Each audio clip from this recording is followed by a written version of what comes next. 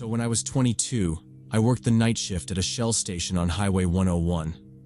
The job paid decent for what it was, and I needed money for college. Most nights were quiet, just truckers stopping for gas and energy drinks, or a couple of locals buying cigarettes and coffee. I'd bring my own food, lock myself in the glass booth if it got weird, and just wait out the hours. The winter rain was brutal, hitting the roof so hard sometimes I'd have to turn the radio up just to hear the news. It kept people away though, so I never complained. That November night started like any other. I was halfway through my shift and had just finished restocking the fridges when I saw headlights sweep across the wet pavement outside. An old Honda minivan pulled up to pump 2, windshield wipers going full blast, then shutting off. I glanced over and saw the driver, a guy in his 50s, heavy jacket, gray beard, kind of hunched forward over the wheel, but nothing about him stood out.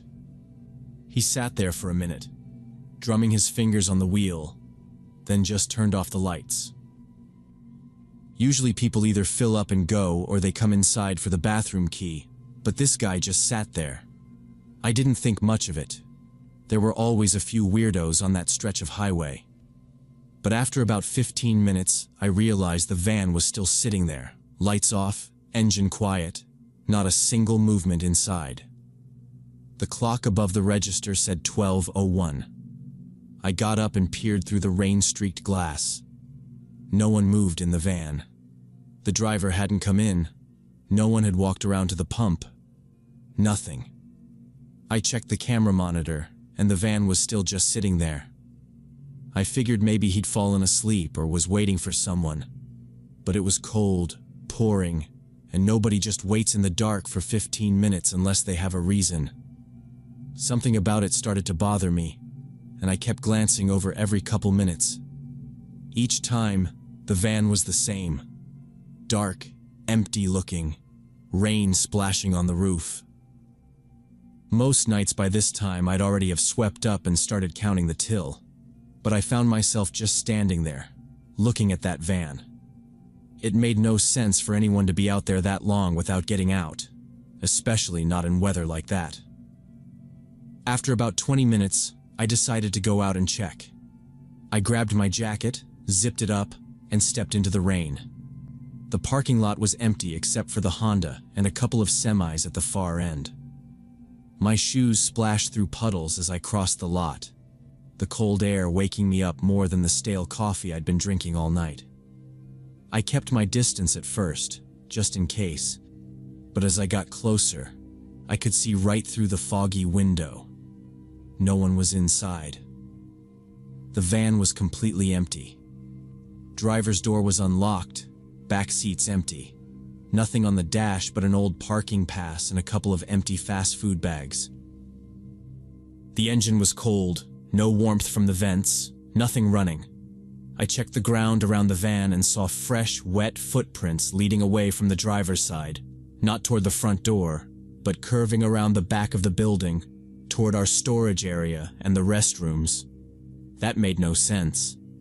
The main door is lit up, bright and obvious, and there's no reason for anyone to go around the back unless they're up to something. Customers never do that, not in the middle of the night, not with the rain coming down that hard. I followed the footprints, moving quick. The prints were easy to see at first, crisp in the wet concrete, each step pressed deep from the weight of soaked shoes. They passed under the flickering yellow light above the dumpster and curved onto the concrete pad behind the building. But then I lost them where the rain had pooled and the surface turned slick. I stopped, listening for anything. No voices, no movement, just the steady sound of rain on metal. I looked back at the lot and saw my own tracks next to the others, but nobody else around. The storage area back there is just a padlocked door and a couple of stacks of empty crates.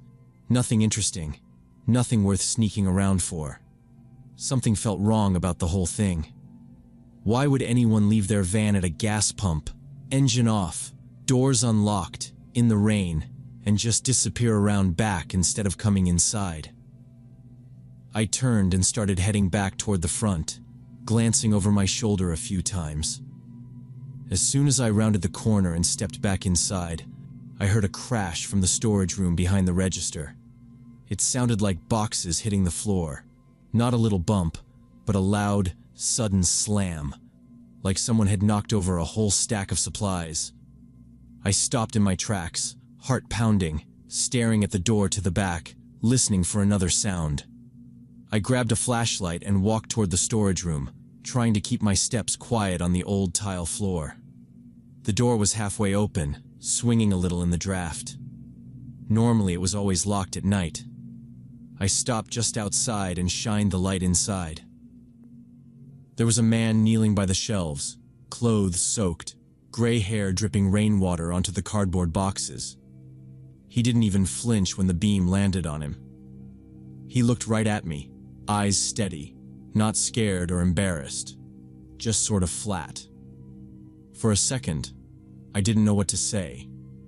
He wasn't messing with the cash box or the register, just digging through the piles of inventory, as if he was searching for something.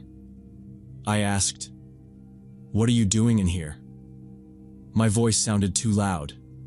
He stood up, not fast, just straightened himself, wiped water off his face with the back of his sleeve and said, "My cat ran inside. I saw her come this way." His voice was low and even, like he'd rehearsed it. I looked around the room. Boxes of chips, cigarettes, cases of Red Bull, nothing disturbed except the flaps on a few crates. No way any animal had gotten in here, not unless someone had left the back door propped open, and I knew I hadn't. "There's no cat in here," I told him. "You can't be back here. The building's sealed at night." He didn't get defensive. He just said, "She's small. I thought I saw her run in." There was no wet paw prints, no sound but the rain and the humming soda fridge. I started to say something else, but he was already backing away, slow and careful, not turning his back on me. I kept my light on him and told him he needed to leave the storage area immediately. I tried to sound firm, like I'd call the cops if he did anything weird. He paused in the doorway and I said, "Let's look for your cat outside." He nodded, quick and polite, and followed me back through the main shop, not saying a word. The rain hammered on the roof, and when I held the door open for him, he stepped out fast. I expected him to call for the cat or crouch down by the dumpster or maybe check under a car, but he just walked straight to the old Honda minivan, opened the driver's door, and got in. He didn't look back or say anything. The engine sputtered to life, headlights flashed across the pumps, and he pulled out onto Highway 101, tires leaving a spray of water behind. I stood in the doorway, waiting for him to loop around the lot or stop at the edge of the road, but he was gone in seconds. For a long minute, I just listened to the rain and the whine of a semi passing in the distance. The whole thing felt off, too neat and quick. I went back inside and headed straight for the storage room. It smelled like wet cardboard. I counted the packs of cigarettes, 2 rows missing from the open carton. There were energy drink cases with the plastic torn, some cans gone from the middle of the stacks. He'd come for those, not to find any cat. I called my manager first, trying to explain what happened without making myself sound stupid. He told me to call the police and start writing up a report. I hung up and dialed the non-emergency number, reading the details off the clipboard by the register. The officer on the phone asked if there was a weapon. I said no, just a guy, late 50s, gray hair, blue jacket, came in from the rain and said he was looking for a cat.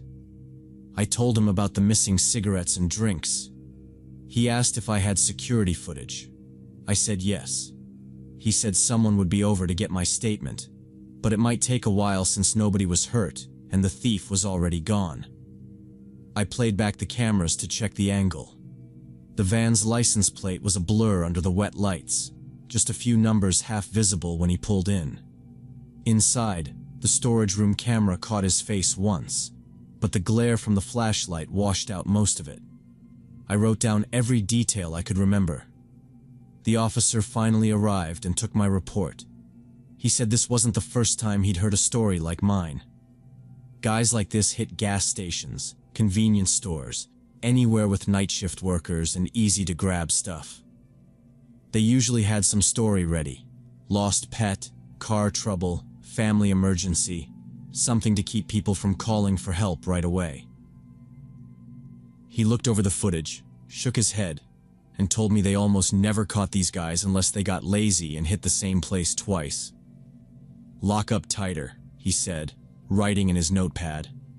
"And call as soon as you see something weird next time. They watch for routines." After that, I started double-checking every door and lock at the start of my shift. I kept the storage room closed tight and checked the cameras every hour, just in case. For weeks, every time a car pulled up and sat too long at the pump, I felt my heart pick up, waiting to see if someone would get out or if the van would just sit there with the lights off. But I never saw that man again, not in the store or anywhere on that stretch of highway. Sometimes, if I was sweeping by the dumpsters late at night, I'd find old cigarette butts or an empty Red Bull can and wonder if he'd been watching, maybe for days, figuring out my routine, testing to see when I'd step out from behind the counter. The cat story was just cover, a practiced line for when things went wrong. Most nights went back to normal after that. I counted the till, locked the doors, and tried not to think about how close that night came to something worse. The only thing that changed was me, and I made sure it didn't happen again.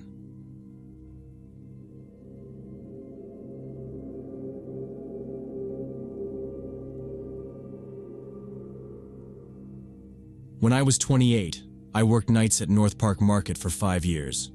The job was boring but steady, and I got used to the weird sounds that old buildings make after closing time. Most nights, I just kept my head down, restocking shelves, sweeping the aisles, and counting inventory. If I was lucky, I'd get to work the register, but that only happened when our cashier called out. After midnight, the store went silent, except for the buzzing of the lights and the hum of the fridges. Most of the city was asleep by then, and the parking lot outside looked empty except for a couple cars. Every shift, I'd do my walkthrough, pushing an empty cart up and down the aisles, checking that nothing was out of place and that all the doors were locked. It started with this scraping noise from the cleaning supply aisle. It sounded like metal dragging along concrete, but always muffled, like it was coming from somewhere behind the shelves. The first time I heard it, I figured it was the ventilation system kicking in. North Park Market was built in the 70s, and the ducts rattled all night, so weird noises were nothing new. Sometimes there'd be a clunk in the back or a weird clicking from the pipes. I didn't pay it much attention until it happened again a week later, about the same time, around 2 a.m. That was usually when we'd just finished restocking and most of the staff were out back taking a break or eating late dinners. I poked my head into the cleaning aisle but didn't see anything. Just rows of bleach bottles, mop buckets, and dusters. I ran my hand along the metal shelf, thinking maybe it was loose, but it seemed fine. Our night manager, Todd Fisher, always had explanations for everything. I mentioned the noise to him the first week, and he just shrugged and said the ventilation system needed replacing. Todd was in his 50s, worked grocery nights his whole life, and never seemed worried about anything. "Old building, old pipes," he said, barely looking up from his clipboard. "You'll hear all kinds of crap in here." He had this slow way of talking, like nothing ever rattled him. I trusted his experience, so I let it go. The noises kept happening, maybe once a week, but always from the same area. Sometimes I'd be restocking paper towels nearby, and I'd catch that scraping sound again. It was always quick, like a chair getting dragged a few inches, then stopping. Never more than a few seconds. I started making notes in my phone just to keep track of how often it happened. Never seemed to line up with the schedule for the cleaning crew, and the store was definitely empty by then, except for staff. I wasn't the only one who noticed. One night, while stacking cases of bottled water with Rachel Adams, my co-worker who'd been there almost as long as me. I brought up the noises. She was on the other side of the aisle taping up a box. "You hear that scraping from the cleaning aisle sometimes?" I asked, trying to sound casual. She nodded right away. "Yeah, but I always figured it's just the vents or the air conditioner kicking in." She said she'd heard all kinds of stuff during her shifts but never thought much about it. Rachel was practical like that. Get your work done. Ignore anything weird unless it messes with your job. But over the next few months, things changed. The incidents started happening more often, and each one got a little stranger. It wasn't just scraping sounds anymore. Some nights, I'd walk past the freezer aisle and find one of the heavy glass doors swinging open, making the alarm beep until I shut it. That happened 2 or 3 times in a single week, always late, when nobody was nearby. The first time, I thought maybe someone hadn't closed it all the way, but after it kept happening, I checked the seal. The door was fine. Todd told me the freezer sometimes didn't latch right when the store got humid, but it was winter, and the air felt dry. Then the shopping carts started acting up. There's a row of them parked at the entrance every night after closing, and I'd always line them up before I clocked out. One night I heard a loud crash from aisle 5, cereal and snacks. I ran over, thinking maybe someone had dropped something, but there was a cart tipped sideways in the middle of the aisle, wheels still spinning, cereal boxes knocked onto the floor. Nobody else was nearby. I checked the cameras with Todd. He watched the footage and said it must have rolled on its own from the slope in the floor. But I'd never seen a cart move that far by itself. The floor looked flat to me. After that, it felt like every shift, something was off.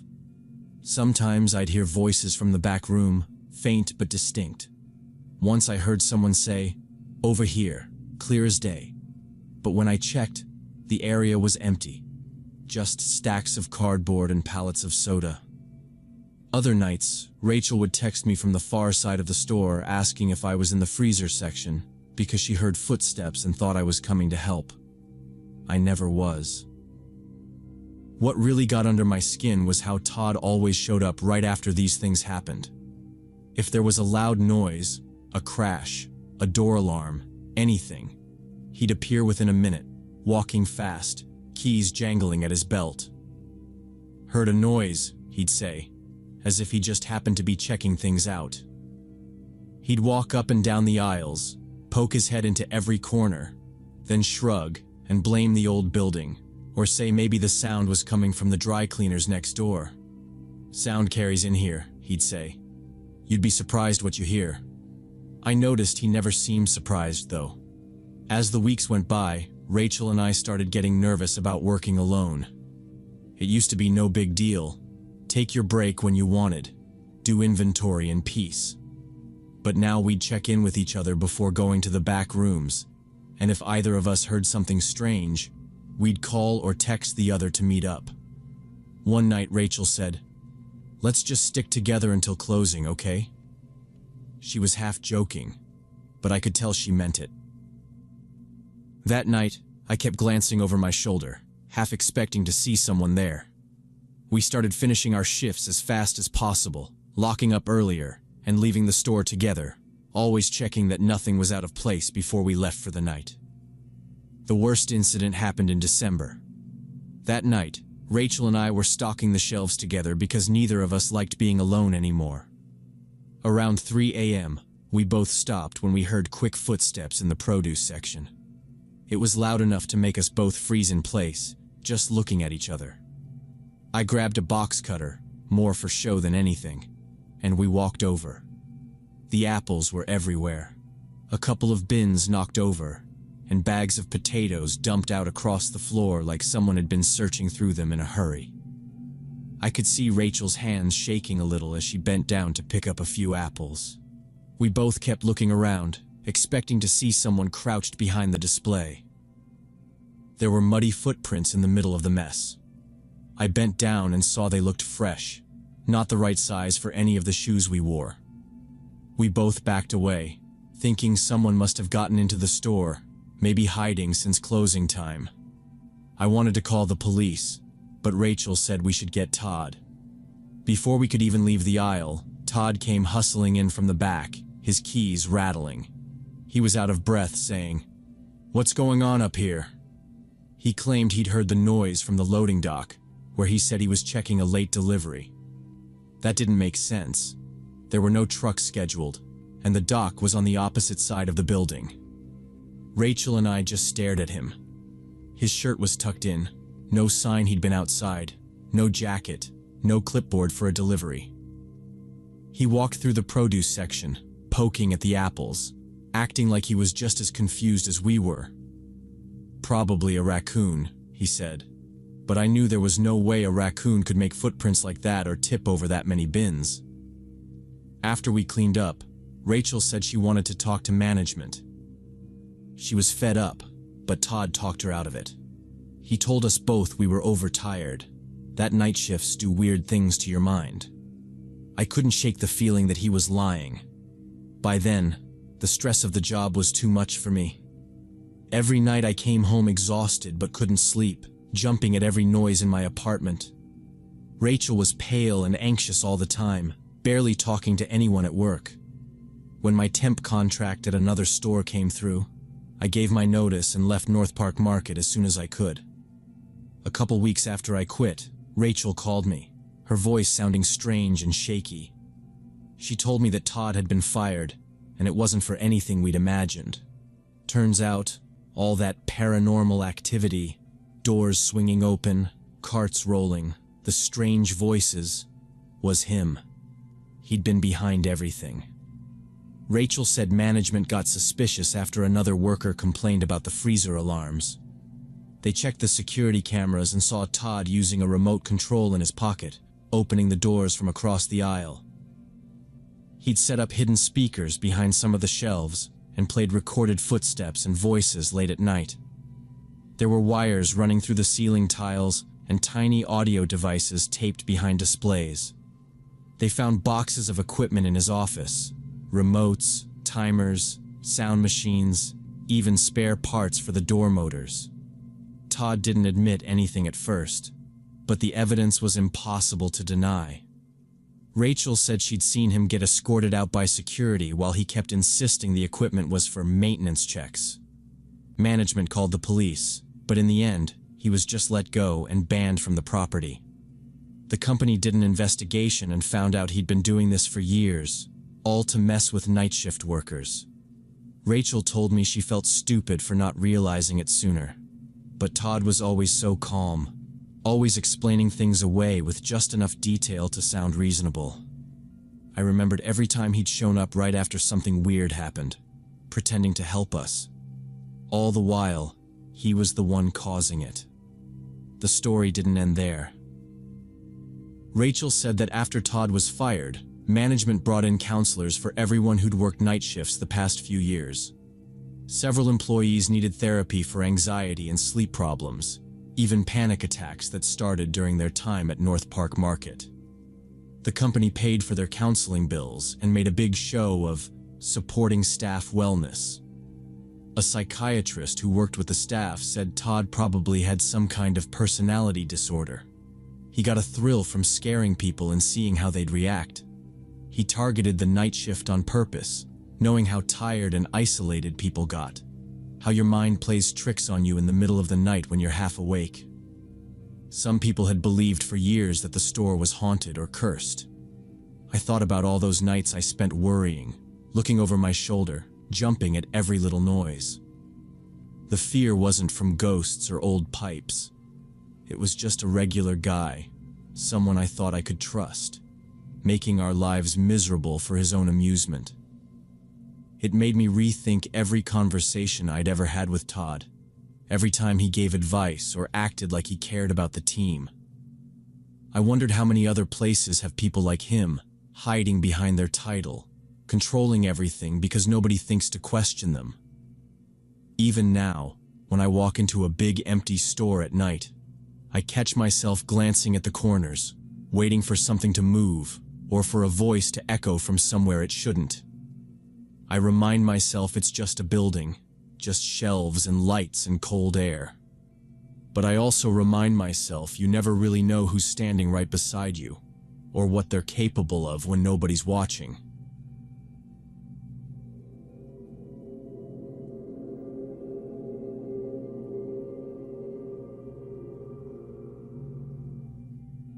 When I was 25, I worked for an insurance company that had me traveling a lot.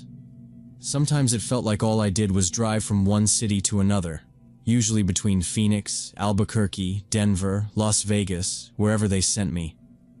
It wasn't glamorous, just a lot of cheap hotels, vending machine dinners, and early mornings on highways that seemed to go on forever.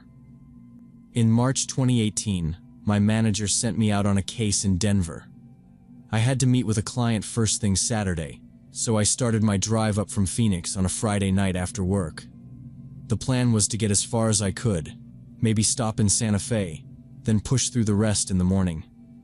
The company booked my hotel, but the confirmation never came through, so I figured I'd just find a motel along the way.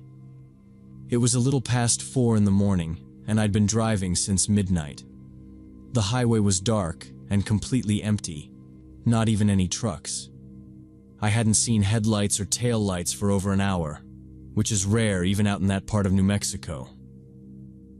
My Mustang's headlights cut through the dark, and the road shimmered with heat haze even though it was cold out. I kept rolling down the window for fresh air, slapping my face, drinking whatever warm coffee I had left in my travel mug, trying to stay awake. Every so often I'd glance at the digital clock, watching the minutes crawl. I was tired but stubborn, telling myself to just make it another hour, find the next motel, then call it a night. Most of that part of Interstate 25 is just nothing. Blacktop, scrub brush, fences, a few blinking lights from distant oil pumps, some faded green mile markers you barely see until you're passing them. Once in a while there's a gas station or a little rest stop with picnic tables, but they all looked closed that night. I kept thinking about pulling over just to close my eyes for 20 minutes, but the idea of sleeping in my car made me uneasy. I'd heard enough stories about people getting robbed at rest stops, or cops knocking on your window in the middle of the night. That's when I saw the Honda Civic. At first, I thought it was just another abandoned car. It was up on the right shoulder, hazard lights blinking, front hood popped. The car was facing the same direction as me, so I only really noticed it at the last second as my headlights caught the silver paint. There was a woman standing next to it, waving both arms slowly, backlit by my high beams. I slowed down on instinct, thinking she might need help, but the whole thing made me hesitate. Nobody else around for miles, in the middle of nowhere, and suddenly there's just this person by a broken down car in the dark. I was already tired and on edge. My first thought was maybe she'd hit a deer, or maybe it was a setup. Still, I took my foot off the gas, checked my rearview mirror out of habit, nothing behind me, and pulled over 100 feet past her car. I sat there for a second with the engine running. In the mirror, I saw her start jogging toward me, one arm still waving. I unlocked the doors and rolled down my passenger window halfway, telling myself she probably just needed a phone or a ride to the next town. But there was this hesitation, like my body didn't want to move. Just this heaviness that made me grip the steering wheel too tight. I glanced at my phone. No service. It was just me, the highway, and this stranger in the dark. My headlights lit up the bushes and the shape of her car behind us. For a second, I considered just driving away. Instead, I turned off the engine and got out. The cold hit me right away. I stood by the car door, keys in my pocket, and waited for her to get closer. She was maybe mid-30s, pale face, dark hair tied back in a messy ponytail. She wore jeans and a light blue sweatshirt, which didn't look warm enough for how cold it was. Her eyes were red, maybe from crying, maybe just the wind. She kept glancing back toward her car, then down at the road, as if she was trying to keep her bearings. "Thank you for stopping," she said, a little breathless. "My name is Linda. Linda Grace. I've been out here over an hour. I think my car overheated or something. I tried to call for help, but there's no signal. I don't know what to do." She sounded normal enough, but something about her voice was tight, almost rehearsed. She kept her left hand clamped over a large purse, the kind of thing someone might use for travel or maybe as an overnight bag. The other hand brushed hair from her eyes, but she didn't look at me directly. I asked her if she was all right, if she needed to call a tow, or if she wanted a ride to the next town. She nodded quickly, stepping back from me like she was trying not to get too close. "Can you drive me to Santa Fe?" she asked, voice thin. "It's the nearest town, right? I don't want to stay out here any longer. Please." I looked back at her car. The hood was popped, but it didn't look like she'd tried to work on it. The interior was empty except for what looked like a suitcase and a blanket tossed in the back seat. The passenger window was rolled down halfway, as if she'd been waiting for someone or trying to air it out. I couldn't see any obvious damage to the car. No flat tires, no fluids under the engine. Linda shifted from foot to foot, clutching her purse tight. She didn't seem drunk or on drugs, just nervous, maybe scared. But then, she kept glancing toward the bushes off the shoulder, not her car. Every few seconds her eyes would flick back there, then to me, as if she was making sure nothing was moving. The highway was dead quiet. No sound but the wind, a few insects, the low click of my car engine cooling. "It's cold out here," she said, voice lower. "I've been out in the dark too long. I just need to get out of here." I felt weird about the whole thing. Her story was believable, but her body language was off. She kept her distance, and her hands were tight around her purse like she was hiding something inside. She never quite made eye contact for longer than a second, always looking somewhere else. I wondered if maybe she was running from someone, or if something had happened at that car that she didn't want to explain. Still, I couldn't leave her on the side of the road. I told her she could get in, and I'd take her to Santa Fe. I tried to keep my tone steady, like this was all normal. She hesitated, then nodded. As she walked around the front of my Mustang, she shot another nervous look at the bushes, not at the car itself.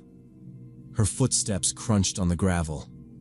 She reached for the passenger door, still clutching her purse, then slid into the seat and pulled the door shut behind her, looking straight ahead at the dash, breathing a little too fast. I got back behind the wheel, started the engine, and glanced over at her. She didn't say a word, just stared out the windshield, purse on her lap, knuckles white. I checked the mirror once more, making sure nobody was coming up behind us, then pulled back onto the highway, accelerating into the dark with the broken Honda and the empty road shrinking in the distance. She settled into the passenger seat fast, slamming the door and locking it, her purse tight in her lap. I put the car in gear and started down the highway, glancing over, trying to make sense of the tension in the car. For a few minutes, she was quiet, just staring out the window, but then she started asking a lot of questions. How much gas did I have? Did I know any back roads? How far was it to the nearest truck stop? I tried to answer, keeping my eyes forward, but every answer seemed to make her more agitated. About 5 miles past her car, she leaned forward and said, "Actually, I don't want to go to Santa Fe. You should take me to Las Vegas instead. I have friends there who can come pick me up." She said it fast, like she'd been thinking about it for a while, not just deciding. I shook my head, told her it was too far out of the way, that I had work to get to, and I'd already told her I was only going as far as Santa Fe. Her face changed. She gripped her purse even tighter, fingers white around the handles. She said, "No, I need you to go to Las Vegas. It's not safe for me in Santa Fe. Please, just do it." I said no again, more firm this time. She started rummaging in her purse, pulling the zipper back an inch, then stopping then opening it again like she was checking something inside, always turning away from me so I couldn't see what she was doing. Her tone went cold. "You don't know what you're getting into," she said, voice low. "Just take me where I say, and you'll be fine." She started watching the side mirrors over and over, her head snapping back and forth. "Are you sure nobody's following us? Did you see anyone back there?" I tried to ignore it and just keep driving.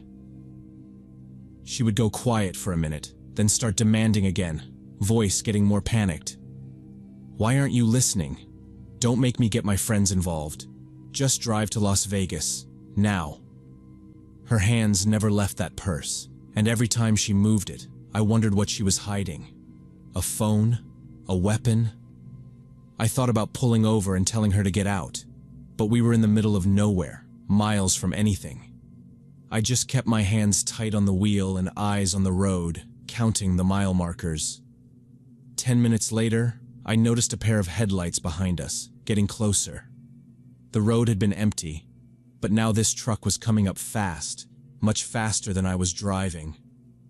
At first, I thought it was just another car finally catching up, but then it swerved a little in its lane, speeding right up to my bumper. The high beams flashed once, twice, lighting up the inside of my car. I could see Linda tense up, her breathing loud in the quiet cabin. She started panicking, voice urgent. "Pull over." "That's them! You need to pull over right now!" Her hand shot across the console, grabbing for my steering wheel. I jerked sideways, almost losing control as the Mustang fishtailed and the truck slammed on its brakes to avoid rear-ending us. "What the hell are you doing?" I shouted, shoving her hand off the wheel. She kept yelling, "Just stop the car! Stop the car!" Her purse dropped to the floor and she lunged again. That's when I heard glass break behind me. A loud crack as something hit the rear window. A rock or a bottle, I couldn't tell. The truck was right on my bumper, swerving and flashing its lights. Linda screamed, crouching low in her seat, shouting, "Stop! Stop! Just stop!" I floored the gas, the engine roaring as I tried to get away. The Mustang shot forward, tires squealing, but the truck kept coming, swerving left and right, trying to force me off the road. My hands shook on the wheel. I kept my foot down, heart racing as I tried to keep control. We hit a stretch of highway with gentle curves, and I took them as fast as I could.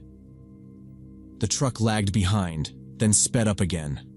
But after a mile or two, it started to fall back. I kept driving, checking the mirror every few seconds. Linda slumped against the door and sobbing, purse forgotten on the floor. Eventually, the headlights disappeared. I slowed down just enough to keep control, scanning the roadside for a gas station, a motel, anywhere with lights and people. Finally, on the edge of a small town, I spotted a 24-hour gas station, the fluorescent sign flickering in the dark. I pulled in fast, hitting the brakes hard enough to make Linda lurch forward. "Get out," I said, voice cold. "I'm done. Get out of my car."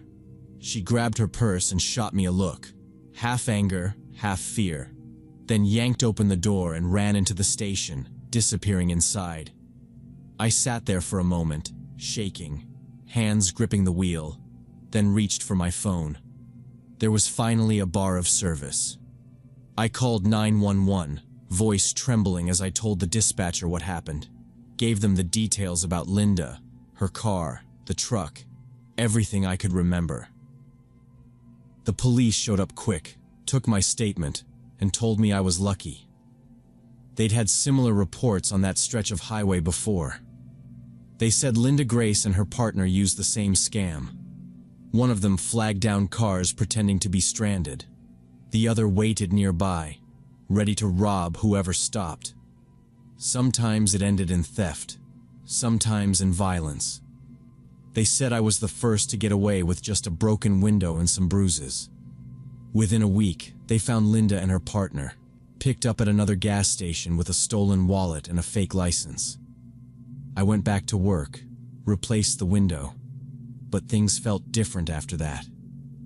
The police told me young guys alone are easy marks. I started locking my doors at every rest stop, never stopping for strangers unless I could call for help first. Now, every time I drive that stretch of highway, I think about that night. The empty road, the broken down Honda, the woman waving in the dark. I still wonder what would have happened if I'd pulled over just a little earlier. Or if I hadn't pushed Linda's hand off the wheel. Or if the truck had caught us before we made it to town. I tell myself I did the right thing, but I don't take chances anymore. If you're ever alone on a dark road and you see someone waving for help, think twice. I learned the hard way how fast a normal night can turn into something you never forget.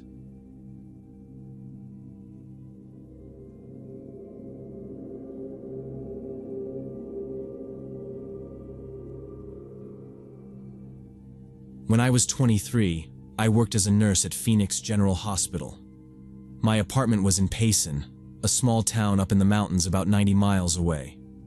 I chose to live there because the rent was way cheaper, and I liked the quiet. The drive was long, but I didn't mind it most days, even when I had a night shift. I'd get off work around 4 a.m., punch out, say goodnight to whoever was left at the nurse's station, and walk out to my old white Honda Civic parked in the staff lot under the flickering security lights. That night was the same as usual, quiet and tired.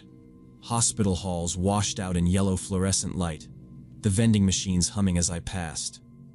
I walked out into the dark, the air cooler than usual for Arizona, and unlocked my car. There were maybe 3 other vehicles in the parking lot at that hour. I tossed my backpack on the passenger seat and started the car. The radio came on, some late-night DJ talking about traffic down in the valley. I headed out of the hospital lot and turned onto Highway 87. That road winds up through the mountains, no streetlights, just the thin white lines and the occasional reflectors. At that hour, I'd be lucky to see a single other car for 40 miles. Sometimes I like that.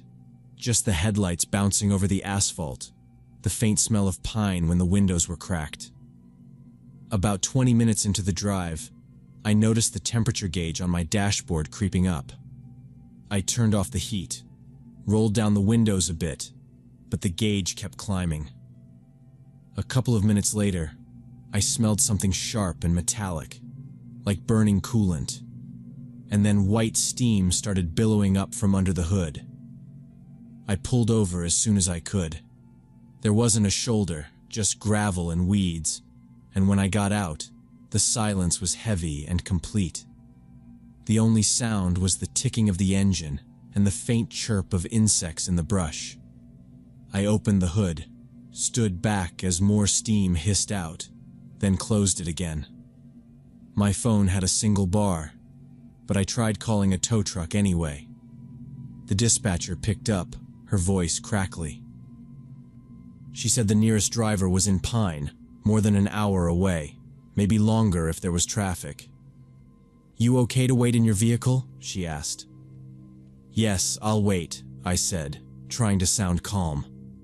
She told me to keep the doors locked and wait for their call. I got back into my car, locked all the doors, and turned on the hazard lights. The flashers blinked in the dark, making the trees look like they were moving every time they lit up. My phone showed no signal now. I leaned back and tried to get comfortable. The highway was empty, just 2 lanes of cracked pavement cutting through the mountains. My windows started to fog up from the steam. I wiped them down and kept glancing in the rearview mirror. The night seemed extra still, no coyotes howling, no cars passing. I tried to relax, but every little noise put me on edge. The ticking of the cooling engine, the faint rustling in the brush. I reached into the back for my jacket and wrapped it around myself. About 20 minutes passed. The horizon was still dark, no hint of sunrise yet. I was thinking about walking, but it was at least 10 miles to the next gas station, and there were no houses out here. I watched the clock, then saw headlights approaching in the rearview mirror. The lights got closer, then slowed, and a beat-up pickup truck pulled over behind me, parking maybe 20 feet back. My hazard lights made it look even older. Rusted sides, dented tailgate, some kind of ranch decal half scratched off. A man got out. He looked to be in his 40s, tall, with a scruffy beard, and wearing dirty jeans and a work shirt stained at the sleeves. He moved slow, walking toward my car like he'd done this kind of thing before. He lifted a hand in a friendly wave. I kept my doors locked. He leaned down, knocked gently on my passenger side window. I cracked it just a bit. "You need a hand?" he asked. His voice was rough, tired, maybe just trying to sound friendly. "Car overheated." I nodded, told him I already called for a tow. He grinned, said, "Well, I could take a look. Maybe save you the money." He gestured toward the hood, but I shook my head. "Tow's on the way," I said. He shrugged. Then, without waiting for my answer, he started circling my car.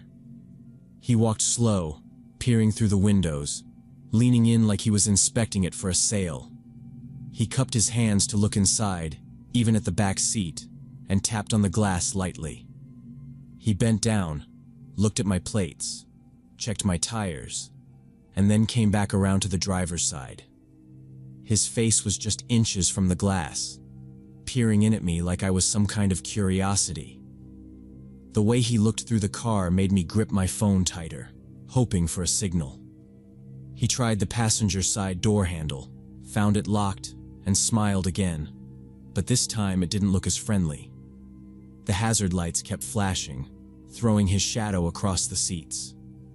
He tapped on my window harder this time, leaning down so his face filled the glass. He asked me to open the door, saying he couldn't hear me through the glass, that he just wanted to talk. His hand hovered over the handle, fingers twitching.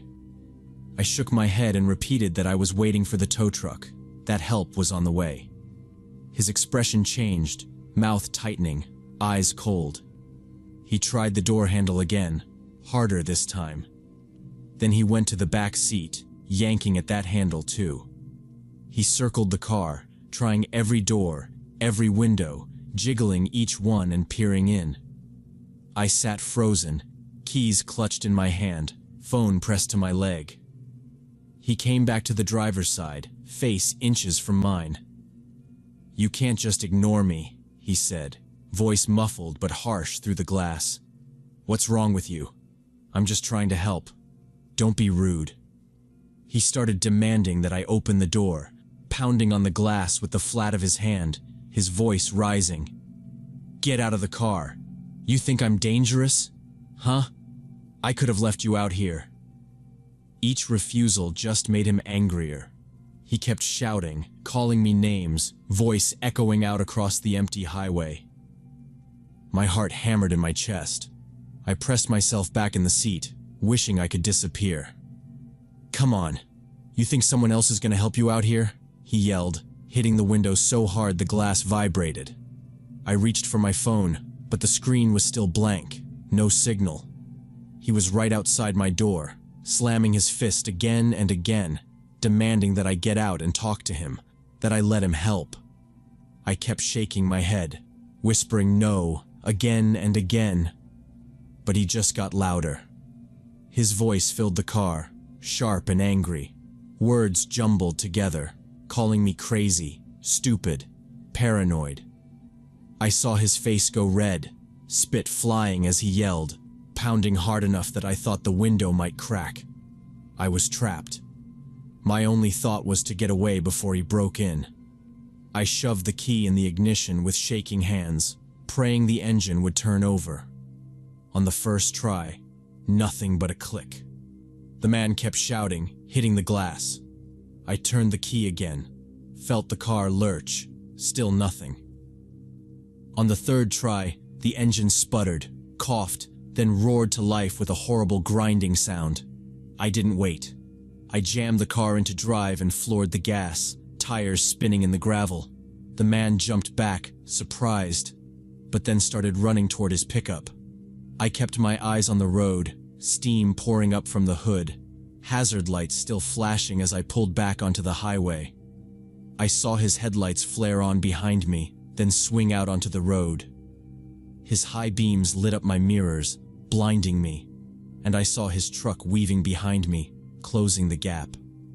I pushed the Civic as hard as it would go, ignoring the red warning lights and the smell of burning oil.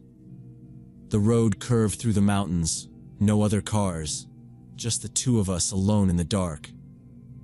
His truck stayed right on my bumper, high beams locked on, swerving into my lane every few seconds like he was trying to force me off the road. I gripped the wheel so hard my knuckles hurt, focusing on every turn, every bend.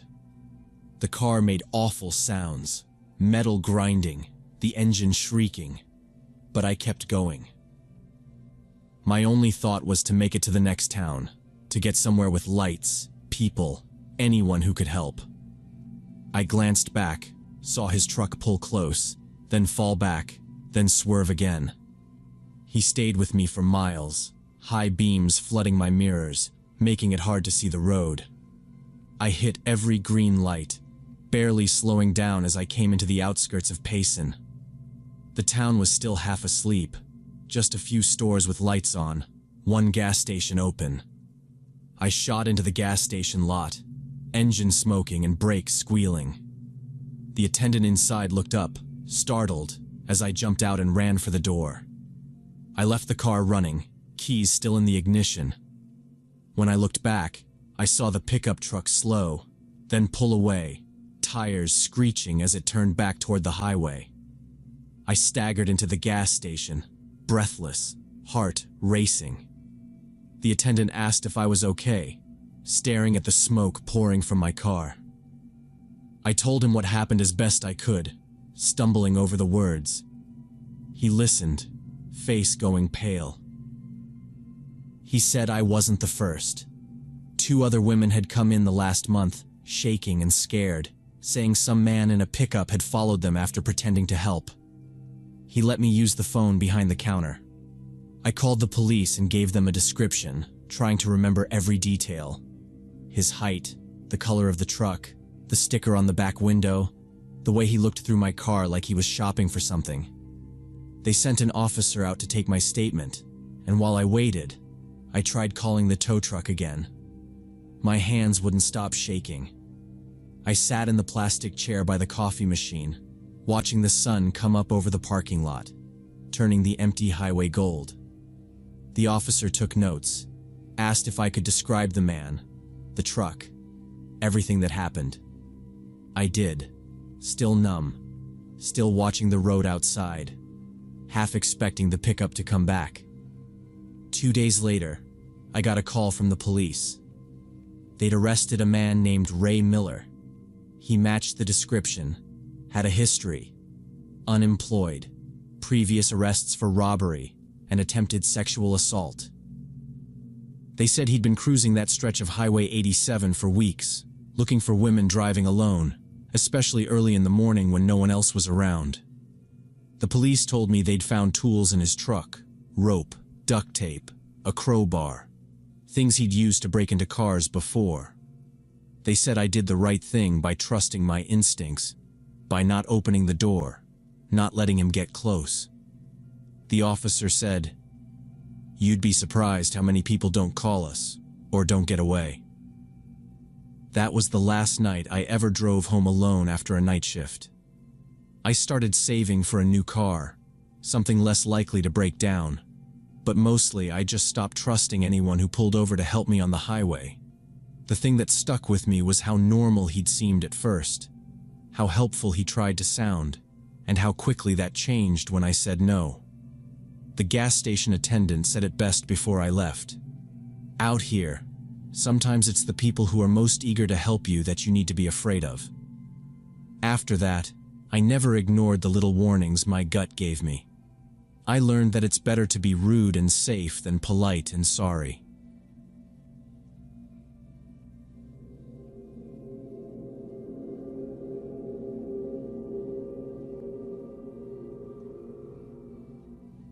So, when I was 20, I visited my college buddy Jacob in this mountain town in Colorado during spring break.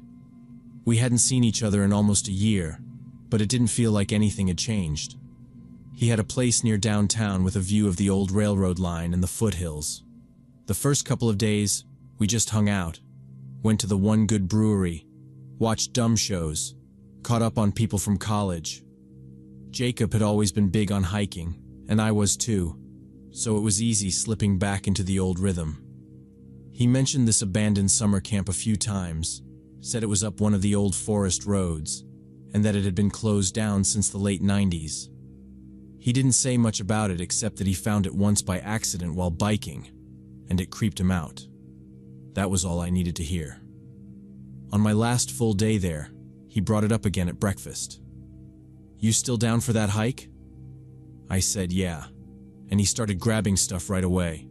Backpacks, snacks, 2 flashlights, an extra jacket for me because I'd packed light. He drove us up this narrow mountain road, past faded cabins, houses with piles of melting snow and mud. There was a dirt parking area just off the main road, big enough for maybe 4 cars. The trail wasn't marked, but Jacob said it was easy to follow. Just an old, overgrown service path lined with dead pine needles and broken branches. The air was thin, smelled like last year's leaves and smoke. We didn't see anyone else, just a few birds and an old deer skull half sunk in the mud. The climb took maybe an hour and a half. Jacob set a steady pace, not too fast, but he barely said anything the whole way up. I figured he was just focused on the hike. The trail zigzagged through pine forest, up and around these rocks that looked like teeth coming out of the ground. For a while, I felt like we were going in circles, but then we reached this wide clearing. Sunlight cut through the trees and there it was, the old camp. There were 4 or 5 cabins, all with the same sloping roofs and missing shingles. The biggest building sat a little higher up the hill. The windows were dusty, half of them busted out, and paint peeled off in long strips. There were rusty trash cans outside, and a swing set with only one chain still holding up the seat. It looked dead quiet, like nobody had stepped there in years, but the place still felt like it was waiting for something. Jacob stopped a few feet ahead and just stared for a minute, like he was thinking about going back. Then he motioned me forward. "Main building's up here," he said. We crossed the clearing. The ground was soft with dead leaves, and under one of the cabins, I saw an old camp sign with the letters half cracked off. The main lodge had these heavy double doors, and someone had spray painted over the old name with just a black X. The steps creaked as we walked up. The air changed right away, colder inside, thick with dust and this faint chemical smell. Jacob turned on his flashlight. "Dining halls first," he said, so we went in. The dining hall was huge, dark even with the sun outside. Rows of tables and benches filled most of the room, but they were all covered in this layer of gray dust, and the chairs were knocked over like everyone left in a hurry. On one wall, there were faded posters with camp rules: no running, no food outside the hall, respect others. The posters were curling off the walls, and someone had scratched a word into one of the tables, but I couldn't read it. There was an old piano in the corner, keys chipped and yellow, and next to it a pile of broken dishes. Jacob started snapping photos with his phone, mostly the graffiti and the empty shelves. I wandered toward the kitchen door, stepping around these piles of old napkins and a smashed cup. The kitchen was smaller than I thought, with 2 big stoves and a long stainless steel sink. The cabinets hung open and empty except for a single can of beans on the highest shelf, probably expired a decade ago. There was a calendar on the fridge, August 1997, nothing written on it except a circle around the 15th. I went back out to the hall. Jacob was at the window, looking out at the cabins. "Upstairs?" I said. He nodded, pocketed his phone. The administrative wing was above the main hall, up a set of creaky wooden stairs. The banister was splintered, and some of the steps bowed in the middle. Each step made a loud, slow groan that echoed down to the main floor. Jacob went first, shining his flashlight ahead, and I followed, keeping one hand on the wall for balance. About halfway up, I looked back at the main door. It was still wide open, light cutting across the dusty floor. We kept climbing, our boots leaving prints in the thick dust. At the top was a narrow hallway with doors on each side, most of them closed. I reached for one of the handles, but Jacob stopped me. "Let's check the end first," he said. We walked quietly, our steps loud on the old boards. It was cold up there, colder than it should have been, and it smelled like wet wood and mold. We were just about to open the door to the last office when we heard the front door slam shut below us. The noise shot up the stairwell, sudden and heavy, way too loud for wind. We froze, not saying anything, just listening as the sound echoed through the building. A man's voice called out from downstairs, deep and cracked, asking us to come down. "Hey boys, why don't you come down here a second?" He sounded rough, like he'd spent years chain smoking, and he wasn't yelling, but the words traveled up through the building in a way that felt too familiar, like he'd done this before. Jacob looked at me and put a finger to his lips. We didn't move. The voice tried again, a little louder. "I just want to talk to you. I know you're up there." The words echoed off the old wood and into the empty rooms behind us. We stayed frozen in place, crouched low near a window with peeling white paint, hoping he'd just get bored and leave. He kept calling, not angry, just pushing, repeating himself. "Come on, boys, let's just have a quick conversation." The way he said it made my skin crawl. It was too smooth, too practiced, almost like he was smiling as he spoke. Jacob shook his head, and we both listened, holding our breath, but there was no sound of movement on the stairs. After a while, the voice started to trail off, still trying to be friendly, but there was nothing friendly about the way he kept repeating, "Don't be scared, just come down." We tried to peek outside from the window, but all we could see was the empty clearing, the sun cutting through the trees and the wind moving the swing on the old set. There was no one by the cars, no shadow behind the cabins, just the empty space and our own breathing. The voice finally stopped. Silence filled the building. I kept waiting for footsteps or the slam of a door, but nothing. Just the creak of the boards under us as we stayed hidden, not daring to speak. We waited, counting each second. Jacob checked his phone for the time, but there was no signal. It felt like 10 minutes passed, maybe more. Just the sound of our own hearts and the slow settling of the old building. Finally, Jacob nodded to me and started moving back toward the stairwell, making no sound except for the whisper of his boots on the dust. He motioned for me to stay back while he crept down one step at a time, pausing after each board. I crouched by the wall, eyes on the doorway, listening for anything. After a minute, he reached the bottom. He peered out the open front entrance. Nobody was there. He turned and looked back up at me, his face suddenly pale, eyes wide. I joined him by the door. Outside, the dirt and needles near the steps showed a clear set of footprints. Fresh, deep in the soft ground, heading from the direction of the parking area right up to the entrance. I didn't see any prints going away from the building, just those same tracks coming straight in. Jacob stared down at them, then back at the woods, then at me. "He's still inside," he whispered. A wave of panic hit me. We had no idea where the man was now. Maybe hiding in the main hall, maybe behind one of the doors upstairs, maybe in the kitchen or storage. I scanned the clearing, looking for anything out of place. The place felt even quieter, like the whole camp was holding its breath. Jacob grabbed my sleeve and pulled me away from the door. We backed into the hallway, moving slow, careful not to make a sound. We remembered passing a back exit off the kitchen, a metal door half rusted off its hinges. We headed that way, avoiding every window, moving along the wall with our heads down.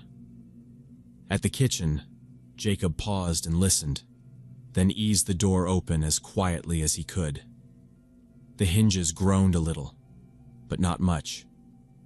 We stepped outside. For a second, I thought we'd see the man, maybe waiting at the tree line or standing by the swing set. But the clearing was empty except for the old buildings and the broken sign. We didn't look back. We took off, running as fast as we could, down the trail we'd come up, leaping over roots and ducking under branches, barely slowing down until we were far enough into the woods that the camp was out of sight. Jacob kept looking over his shoulder, flashlight still clutched in his hand. When we finally got back to the parking area, we both stood for a second, catching our breath, listening. The forest was silent except for the wind in the pines and the distant sound of a crow. Jacob fumbled with his keys, hands shaking, and unlocked the car.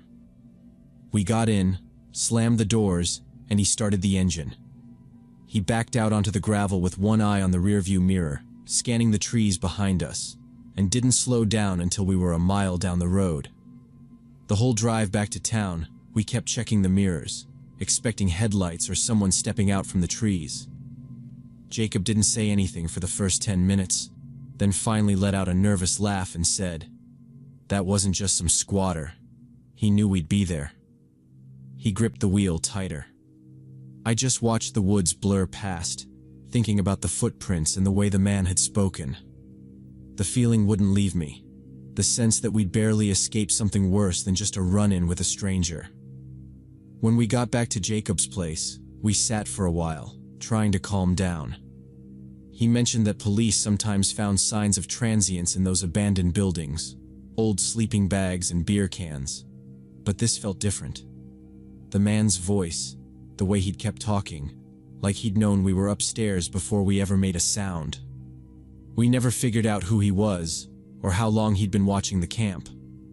For weeks after, I kept checking the news, looking for any reports of hikers getting into trouble up there, but nothing ever came up. I never went back to that part of Colorado. Jacob moved to a different town by the next year, said he didn't like driving past the turnoff to the old camp. Even now, every time I think about that day, I wonder what would have happened if we'd answered the man, or if we'd stayed even a few minutes longer. I still remember his voice echoing up the stairs, too calm, too familiar, like he already knew us.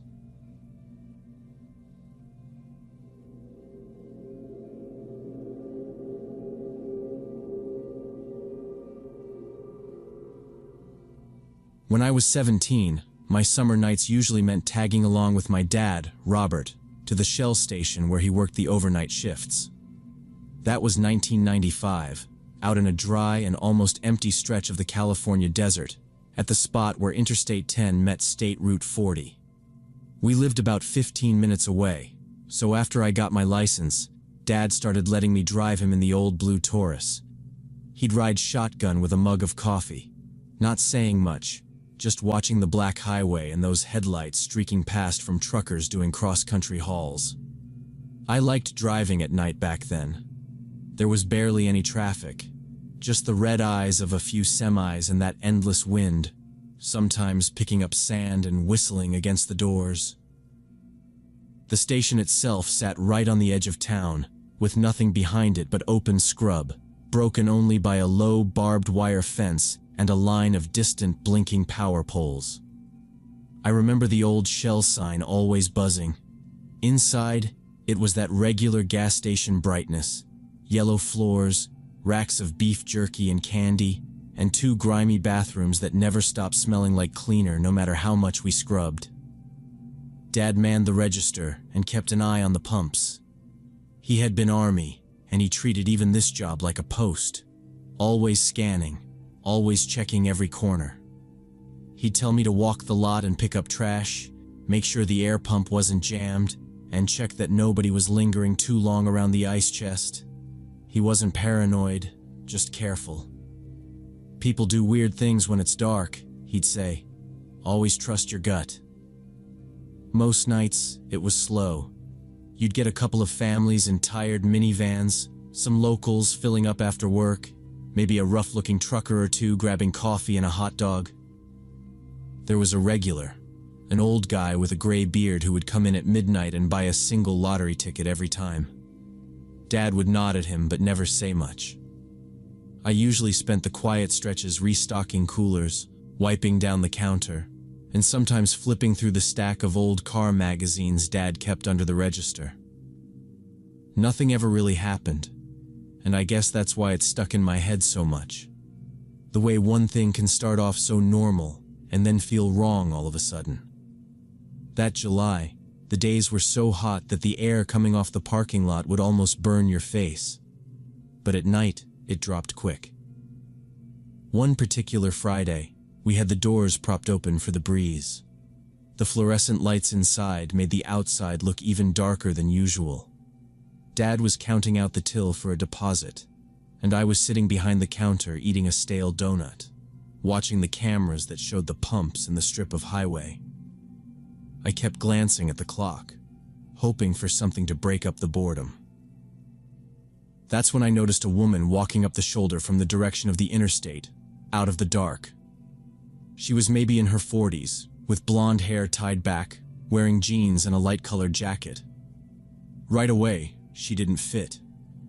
People almost never came on foot from that way, just miles of desert behind her, nothing for ages. She wasn't carrying a purse, just clutching a set of keys tight in one hand, walking fast but looking around like she was expecting something to jump out of the shadows. She came straight into the station, and I could see her face was flushed, breathing heavy. She tried to smile, but it came out strange, like her mouth was fighting it. Dad straightened up, eyes on her the whole time.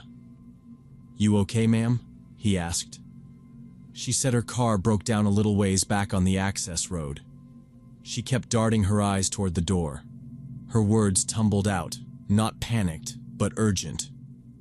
She said her name was Monica, and she needed a ride to Riverside. Said it like it was the most normal request in the world, like we were some kind of taxi service and not a gas station in the middle of nowhere.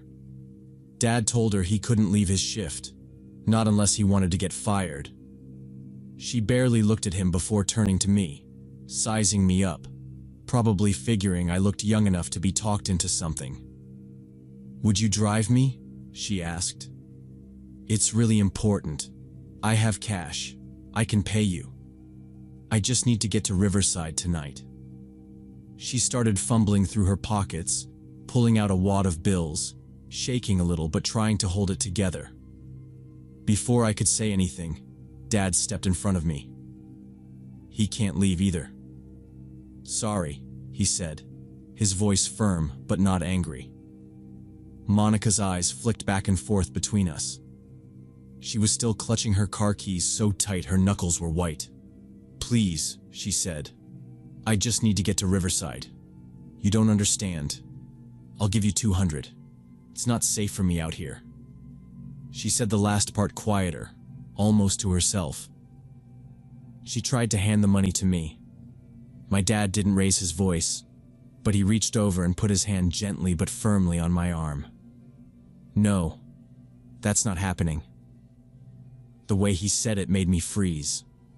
For a second, nobody moved, just the hum of the freezers and the highway in the distance. Monica's eyes started to shine a little, like she was either about to cry or scream. She looked over her shoulder out into the darkness, then back at us, chewing on her lip. She said again, "Please, I just need a ride. My phone's dead. I can't call anyone, and I have to be in Riverside tonight." Dad shook his head. "Sorry. You should call a tow or the sheriff's office." She stared at him for a long moment. The skin under her eyes twitched. Then she slammed the wad of cash on the counter, turned around, and marched outside. standing just at the edge of the yellow light spilling from the doors. She kept looking up and down the highway, then back at us. I stayed behind the counter, waiting for my dad to say something, but he just watched her, jaw tight, as if expecting the situation to get worse. My dad's face tightened the longer the woman stood there, begging, her voice rising and falling, switching between desperate and demanding. He didn't budge. She kept talking about how we'd regret it, how nobody helps anyone anymore, and that something bad would happen to us if we just left her out here alone. The more she pushed, the more I saw my dad's posture change. He moved from behind the counter, blocking my view of her, as if expecting her to rush us. Her fingers drummed on the counter, her breath heavy and sharp, her eyes darting from me to the security camera above the door, then back outside into the dark lot. When it was clear she wasn't getting anywhere, she balled up her fist and slammed it on the countertop, making the bills jump. "You think you're safe in here? You're not," she said, her voice a low hiss. She stared at us, eyes cold, lips curled in a sneer. "You're gonna wish you helped me." With that, she grabbed her keys, spat on the floor, and stormed out into the parking lot. We could hear her footsteps crunching on the gravel, her muttering growing louder until it faded into the night. For a few seconds, neither of us spoke. I glanced out at the pumps, trying to spot any sign of a car, but the lot was empty, just the light from the sign flickering on the asphalt. My dad was already picking up the phone to call the sheriff's office, not to report a crime, just to let them know there was a suspicious person hanging around. We watched her as she paced at the edge of the lot, cursing and waving her hands, then finally started walking fast, almost jogging, in the direction of the on-ramp for Interstate 10. She didn't look back. Dad told me to lock the doors. He watched her all the way until she disappeared into the dark, then checked the security tapes. "She's not coming back," he said, but still made sure every door and window was locked up tight. He put the cash she left behind in a Ziploc and taped it under the counter, saying if she came back we'd return it to her, but otherwise we'd turn it over to the cops. After things settled, he stood by the window, arms crossed, watching the spot where she vanished. "Don't ever give rides to people who act like that," he said, his voice flat. "There's a difference between someone who's scared and someone who's dangerous. You feel it, even before they show you." He looked at me hard. She wasn't lost. She was looking for something. I nodded, but inside I felt stupid for almost saying yes.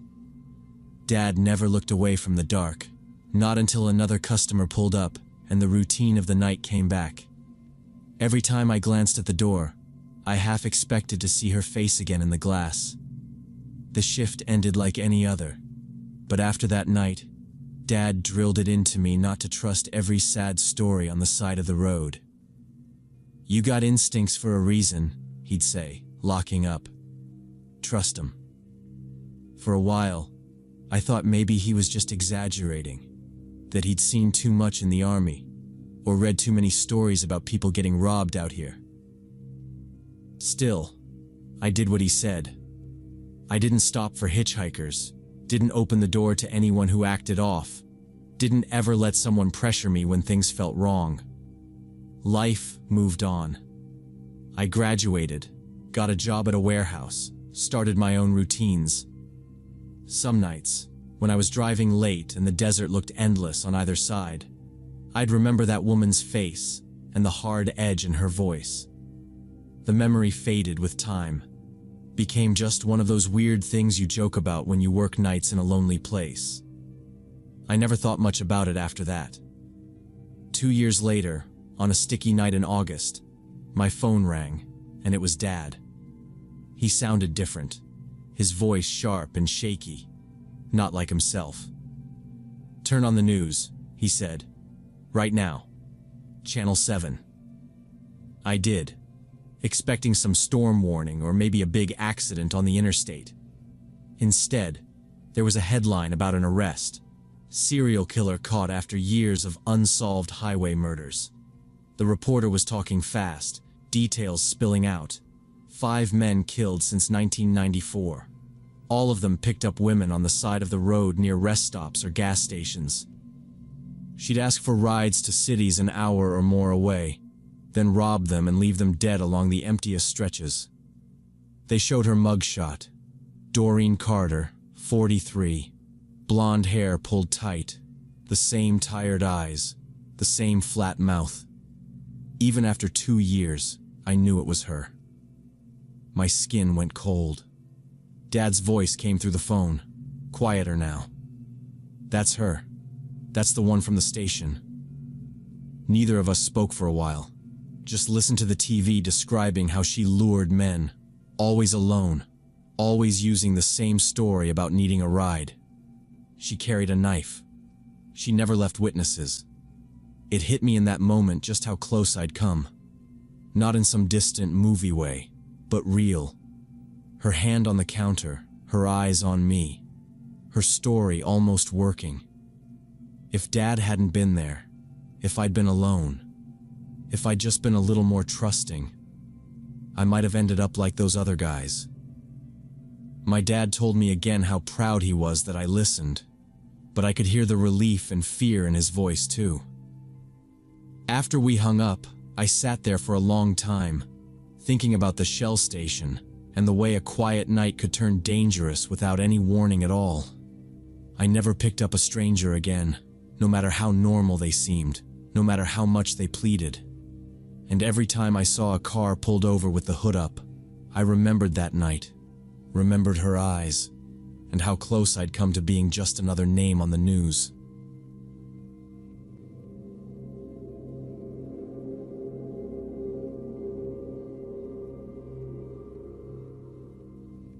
Last summer, my girlfriend Kate and I took a week-long road trip through the western states.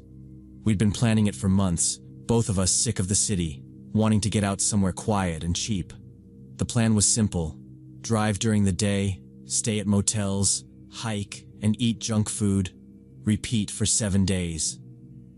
On our 5th day, after driving up through Reno and spending most of the afternoon by Lake Tahoe, we were both tired, but didn't want to shell out for another expensive motel room.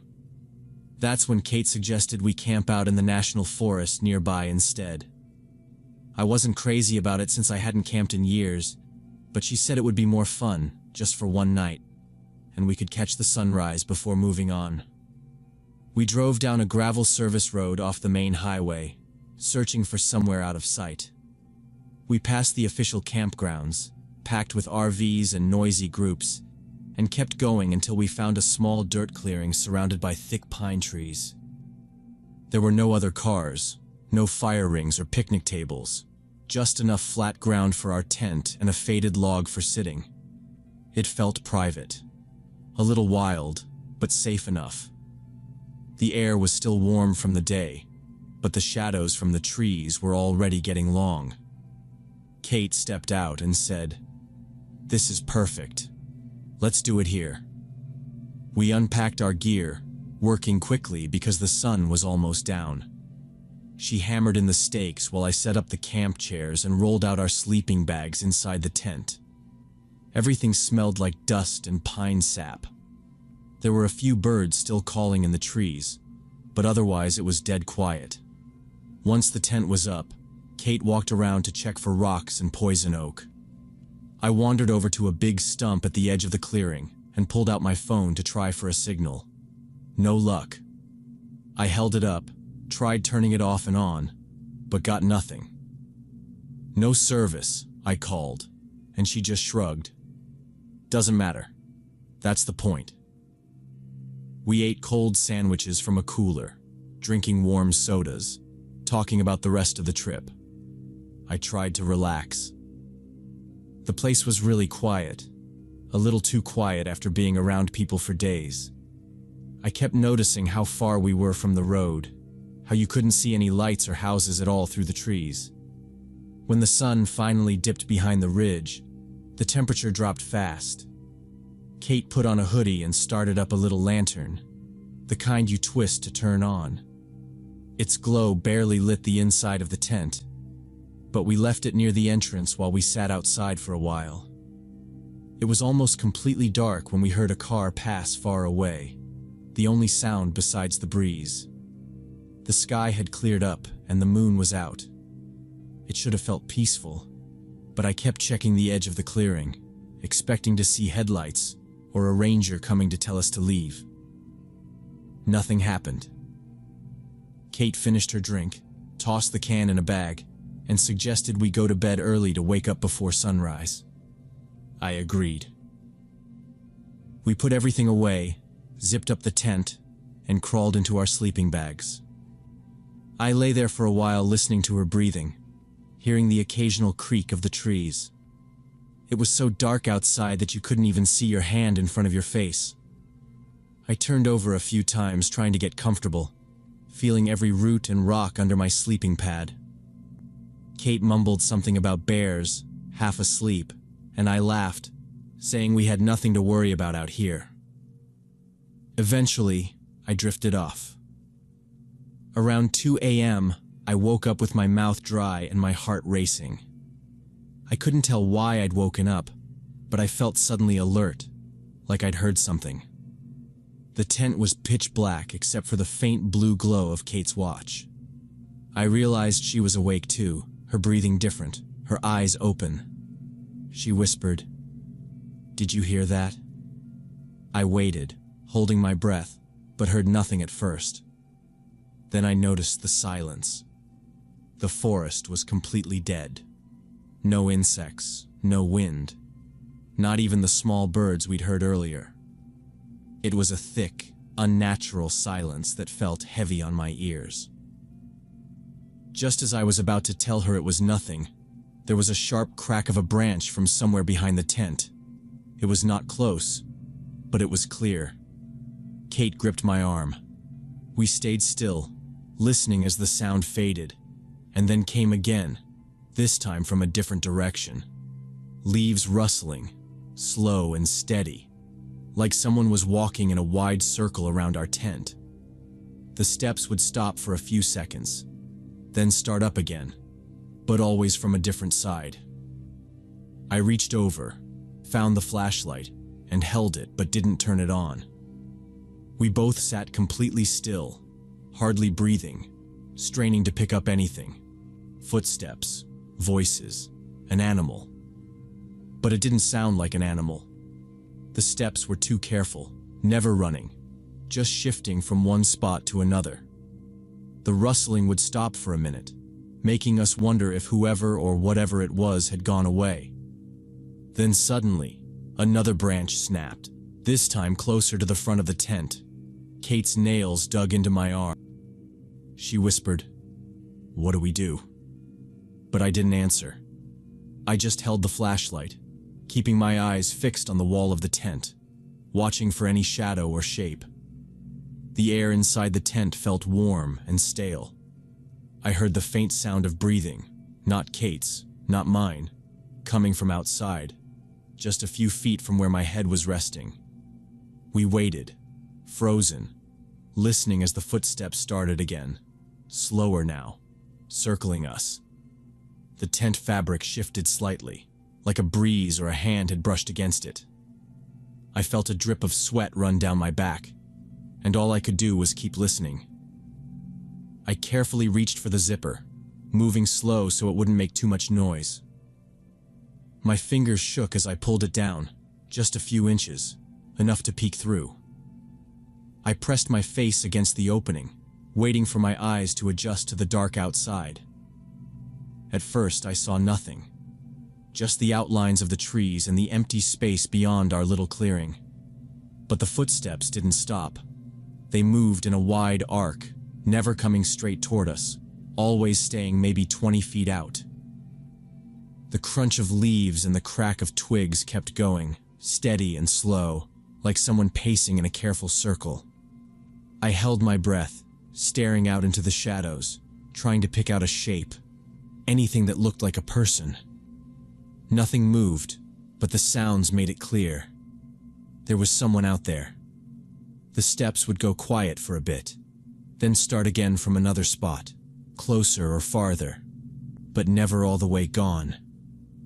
Kate didn't say anything, just squeezed my arm and watched the tent wall with wide eyes. We waited, frozen in place. Every muscle in my body hurt from staying so tense. After about 30 minutes, I was sure it wasn't any animal. Deer don't move like that, always pausing and changing direction. A bear would have come crashing through, or at least made a lot more noise. This was different. Someone was taking their time, making sure we knew they were there without ever revealing themselves. At one point, I thought I saw something, a quick flash of movement between the trees, but it could have been my imagination. The pattern of footsteps was too controlled, almost like the person out there was waiting for us to do something. We didn't talk. We just listened, counting the minutes as the slow circling continued. Finally, the steps stopped. Everything went dead silent again. I kept my face at the opening for a long time, but there was nothing. Kate mouthed, "What now?" And I didn't know what to say. My hand was sweating on the flashlight. I heard a little rustle near the back of the tent, but then it faded away. The forest stayed dark and quiet. We stayed completely still, not even breathing deep, just waiting for the next sound, the next movement. Kate leaned close and whispered that we needed to leave now. She was right.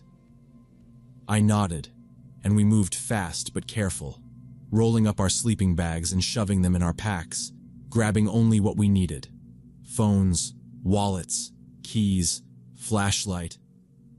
Every sound we made seemed too loud, like we were giving ourselves away. I kept looking at the tent flap, expecting to see someone's shadow block out the moonlight. The silence outside made it worse. The steps had stopped, but that just made me more certain whoever was out there was watching, maybe even closer now. We didn't talk. We worked by the light of my phone, turning it on for just a second at a time. I zipped up my backpack, slung it over my shoulder, and signaled to Kate. We both crouched by the entrance. I unzipped the tent all the way, trying to stay quiet. I listened again.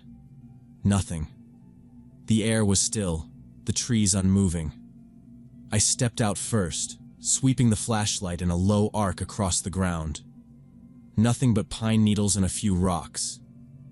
Kate followed, close behind. We left the tent and everything else behind and started walking back along the narrow trail that led to the parking area. The beam from our phones was weak, barely lighting the path in front of us. I kept looking over my shoulder, expecting to see someone following. Every crunch of our boots sounded like an alarm.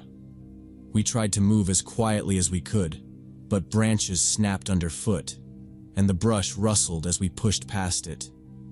The trees seemed to close in, turning every shadow into a possible threat.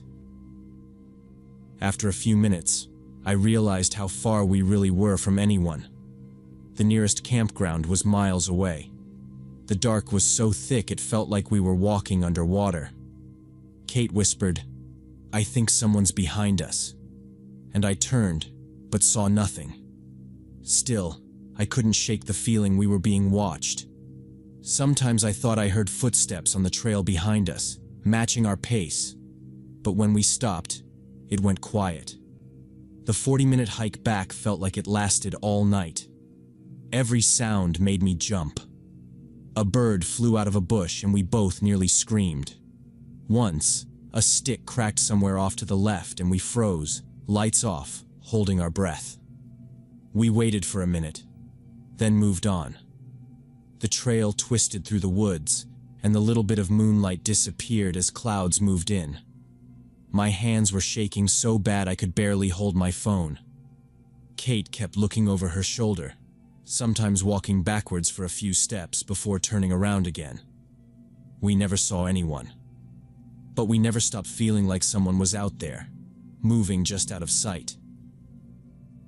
When we finally saw the dim outline of the parking area through the trees, I almost ran. But I made myself slow down, trying to look calm in case someone was waiting by the cars. When we stepped into the lot, I noticed right away there were 2 extra vehicles parked nearby. They both had local plates. They hadn't been there when we'd arrived. Kate squeezed my arm and whispered, "Go." So we hurried to our car, unlocked it, and threw our bags in the back. I got behind the wheel, locked the doors, and started the engine. Kate watched the other cars, her hands shaking, but nobody moved. The windows were fogged, the parking area was dead silent. I backed out, headlights sweeping across the other vehicles. No one was inside that I could see. I pulled out onto the road, trying to stay calm, but as soon as we were back on the highway, I pressed the gas. We didn't stop until we found an all-night gas station about 30 miles away. We parked under the bright lights near the door, surrounded by other cars and people. I turned off the engine but left the doors locked. We decided not to try another motel. We reclined our seats and tried to get some sleep, but every time a car pulled in, I woke up and checked the mirrors. I kept seeing shadows moving in the corner of my eye, even though it was just people getting gas or walking inside. Kate didn't sleep either. She just stared out the window, clutching her backpack. The next morning, we went inside to get coffee and clean up in the bathroom. My hands were still shaking. While we were sitting at a table, a park ranger came in for coffee. He noticed our camping gear and struck up a conversation. We told him what happened, how someone had circled our tent, how there were extra cars at the lot when we got back. He didn't look surprised. He said that area sometimes had problems with thieves who targeted campers, especially people who camped outside the main grounds. He said leaving right away was the best thing we could have done, and that others had reported similar stories over the last year. Some people came back to find their gear gone. Others saw people lurking around at night. The ranger shrugged, said, "You did the right thing. It could have been a lot worse." We thanked him and left, driving until we were hours away from those woods. We never talked about camping again.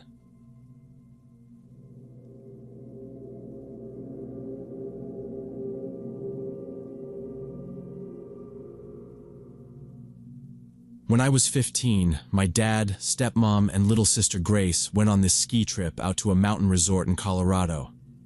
It was the usual family thing, nothing fancy, just a 2-room motel.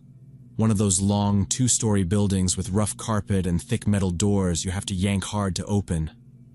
The first day, we hit the beginner slopes so Grace could keep up, then grabbed lunch in the cafeteria. A big, echoey room, tables sticky from spilled cocoa, the air thick with that smell of wet gloves and fryer oil. After we finished eating, my dad and stepmom decided to stay out for one more run, and Grace and I agreed to head back to our room and change out of the wet ski pants before we got cold. Walking down the hall, our boots left slushy marks on the greenish carpet. The elevator took forever, so we took the stairs, our legs aching from the morning on the slopes. The motel wasn't crowded, but there were some voices coming from rooms, a TV playing somewhere. We didn't say much, just climbed the steps, listening to the muffled sounds of people talking and the rattling of the heater units behind every door. When we got to our floor, Grace was already digging around in her pocket for the key card, but I stopped walking when I saw a man coming down the hall. He was middle-aged, probably in his late 40s, with thinning hair and a bit of a paunch under his jacket. He wore navy blue pants and a light blue button-down shirt with an old logo sewn above the breast pocket. There was a ring of keys at his belt and a radio clipped to his waistband. He smiled as he came closer, not too wide, just enough to seem polite, and said, "Hey, you two enjoying your stay so far?" His voice was a little hoarse, like he'd been yelling over noise all morning. Grace nodded, still clutching the key card. "Yeah, it's fun," I said, not really looking at him, just wanting to get back to the room. He kept walking beside us as we reached our door. "Snow's coming down pretty heavy up top," he said. "You guys get caught in that last storm?" I told him, "Yeah, we got a little wet, trying to keep things short." He laughed and pointed at our skis. "That's how you know you're having a good time, right? Cold toes and all." It should have felt normal, like a hotel worker checking on guests, but there was something about him that didn't sit right. His badge was just a scrap of plastic in a cheap holder, dangling from a lanyard that looked faded and frayed. The logo on his shirt didn't match anything I'd seen in the lobby. His boots were scuffed and old, more like sneakers than work boots. The keyring he carried had only a couple keys, and there was a torn rubber glove looped around one finger. None of that seemed important in the moment, but looking back, I realized those little things were what made me uneasy. He lingered as we stood at our door. "So, what room are you guys in?" he asked, glancing at the door. "Just curious. I'm supposed to do a quick check on some of the heaters." Grace looked at me, not answering, and I shrugged. "We're fine," I said. "We're just getting changed." He didn't move away.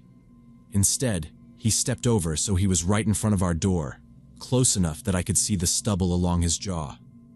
He scratched his chin with a gloved hand and looked past us, like he was checking the hall for someone else.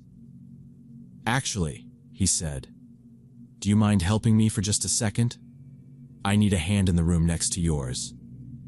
He gestured at the door beside ours with the thumb of his free hand. "Gotta move a table, and my shoulder's messed up. Only take a minute, I promise." He smiled again, but his eyes were sharp, watching both of us. His glove made a squeaky sound as he flexed his fingers.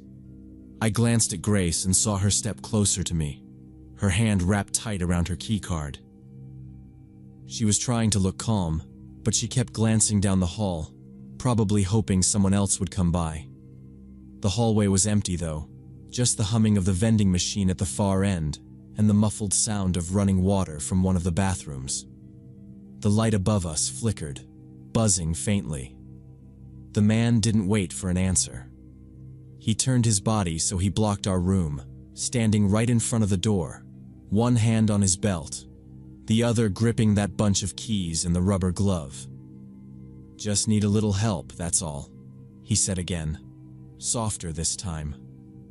I noticed his shirt was untucked at the back, and there was something bulky in his pants pocket, like a screwdriver or a tool. He wasn't looking at us anymore, just at the door next to ours. Grace shifted closer to me, so close our arms touched. She whispered, "Let's just go inside," so quietly I almost didn't hear it. I nodded, but didn't move. My fingers were cold and wet, and the keycard was slippery in my hand. The man stepped even closer, closing the gap between us and our door. He didn't look angry, just expectant, like we were supposed to do what he asked. The hall felt much smaller now, the walls too close, the carpet stinking of old water. I kept my eyes on his hands, watching how he twisted the glove and the keys around, never letting go of either. Grace's breathing sounded louder, faster. The man reached out, touched the wall next to our door and said, "Seriously, it'll only take a second.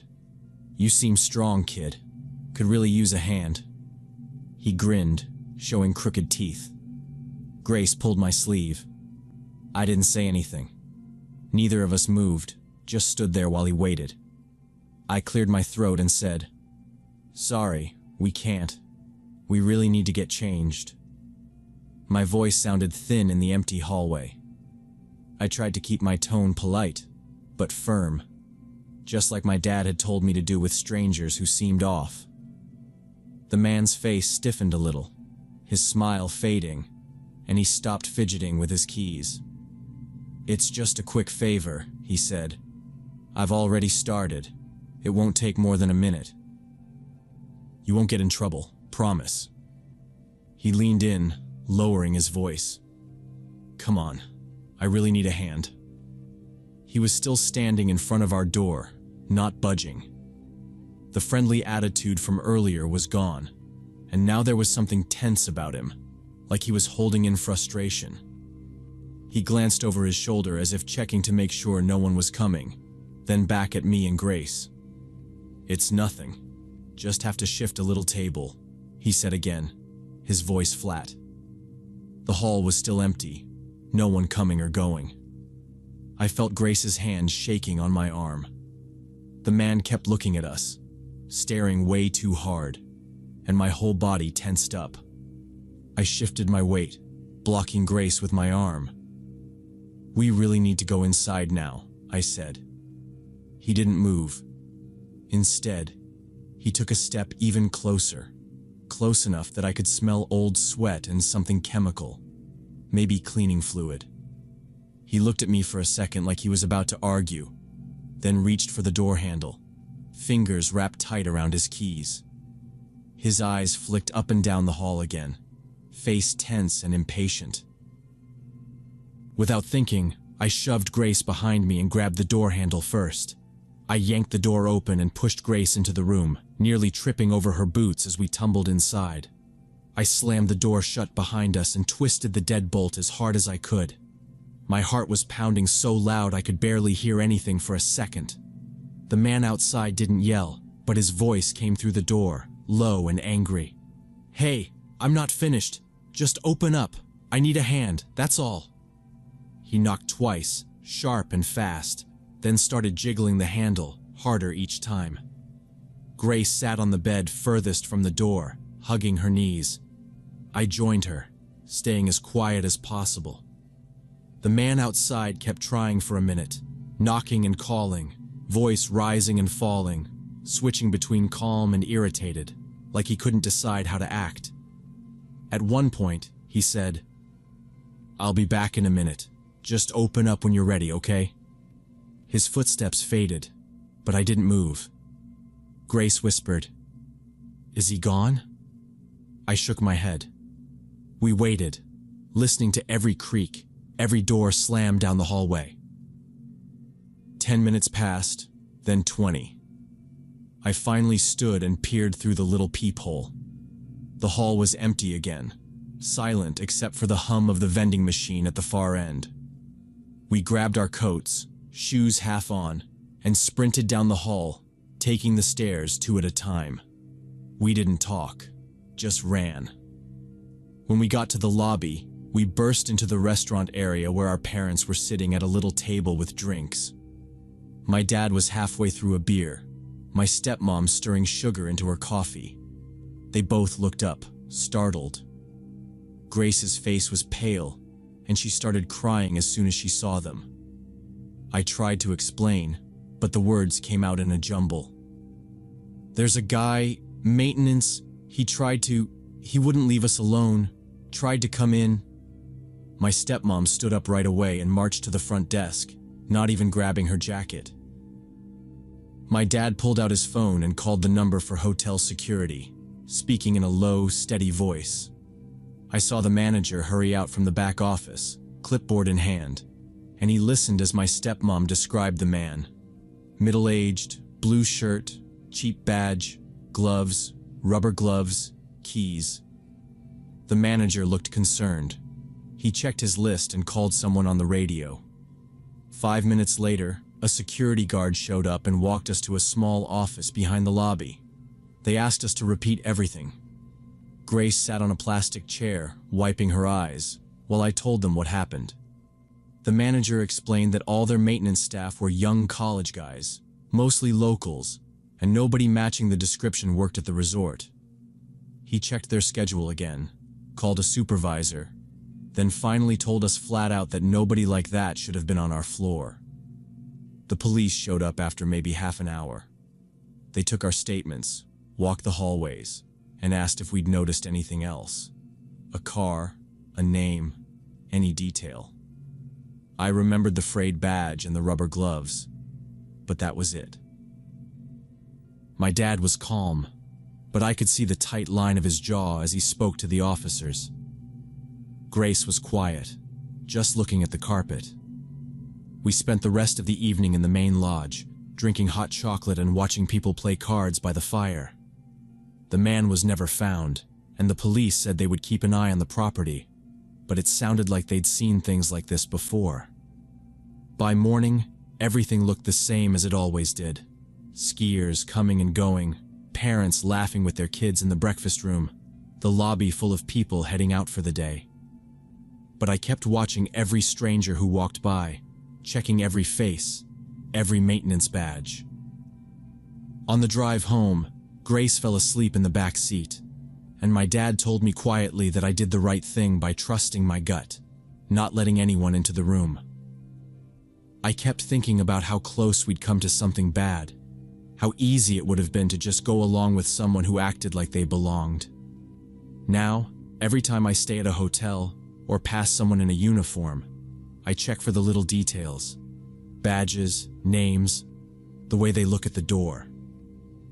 I'm still glad my parents made sure I knew to listen to those small warning signs, and that sometimes it's safer to say no, even if it feels rude.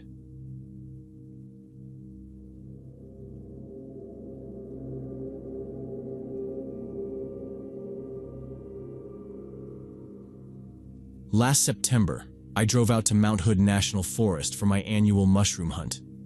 I've done it for more than 10 years, picking rare mushrooms for a few local restaurants.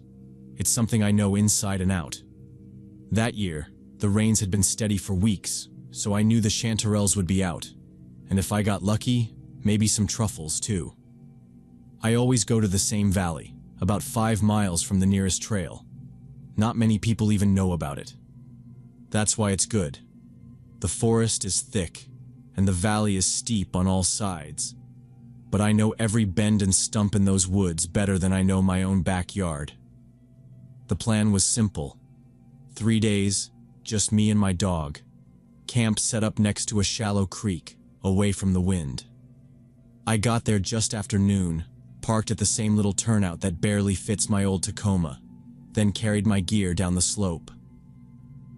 The air was damp, and everything smelled like moss and wood smoke. I set up my little green tent right next to the creek, maybe 10 feet from the water. I got the fire pit cleared out and ready, checked that I had my headlamp, knife, first aid kit, and enough food for a few days. I brought a small cooler for the mushrooms I'd find, plus coffee, oatmeal, and a couple of canned stews. I travel light, and I have routines for everything. Once the camp was set up, I took a walk to check for any animal sign or tracks. Nothing but deer prints and squirrel holes. No sign of other people. By late afternoon, I had a small fire going, and I walked about a mile from camp, basket in hand, just looking for any early chanterelles. I found a few, but nothing much. Just enough for dinner. I didn't see or hear a soul. The forest was quiet. Just water and distant birds. I went to bed a little after dark, zipped up in my tent, listening to the creek. That first night passed with nothing out of the ordinary. I didn't even wake up once, which is rare for me out in the woods. When I woke up, the light was just barely coming through the tent walls. My dog was restless, sniffing near the zipper. I figured he just wanted out, so I let him go, and I crawled out after. The air was colder than I expected. Everything looked the same as when I went to bed, but right away, I saw something off. My food container was open. I always close it up tight and store it under the folding table, but now it was sitting out in the open, lid beside it. Some of the food was moved around.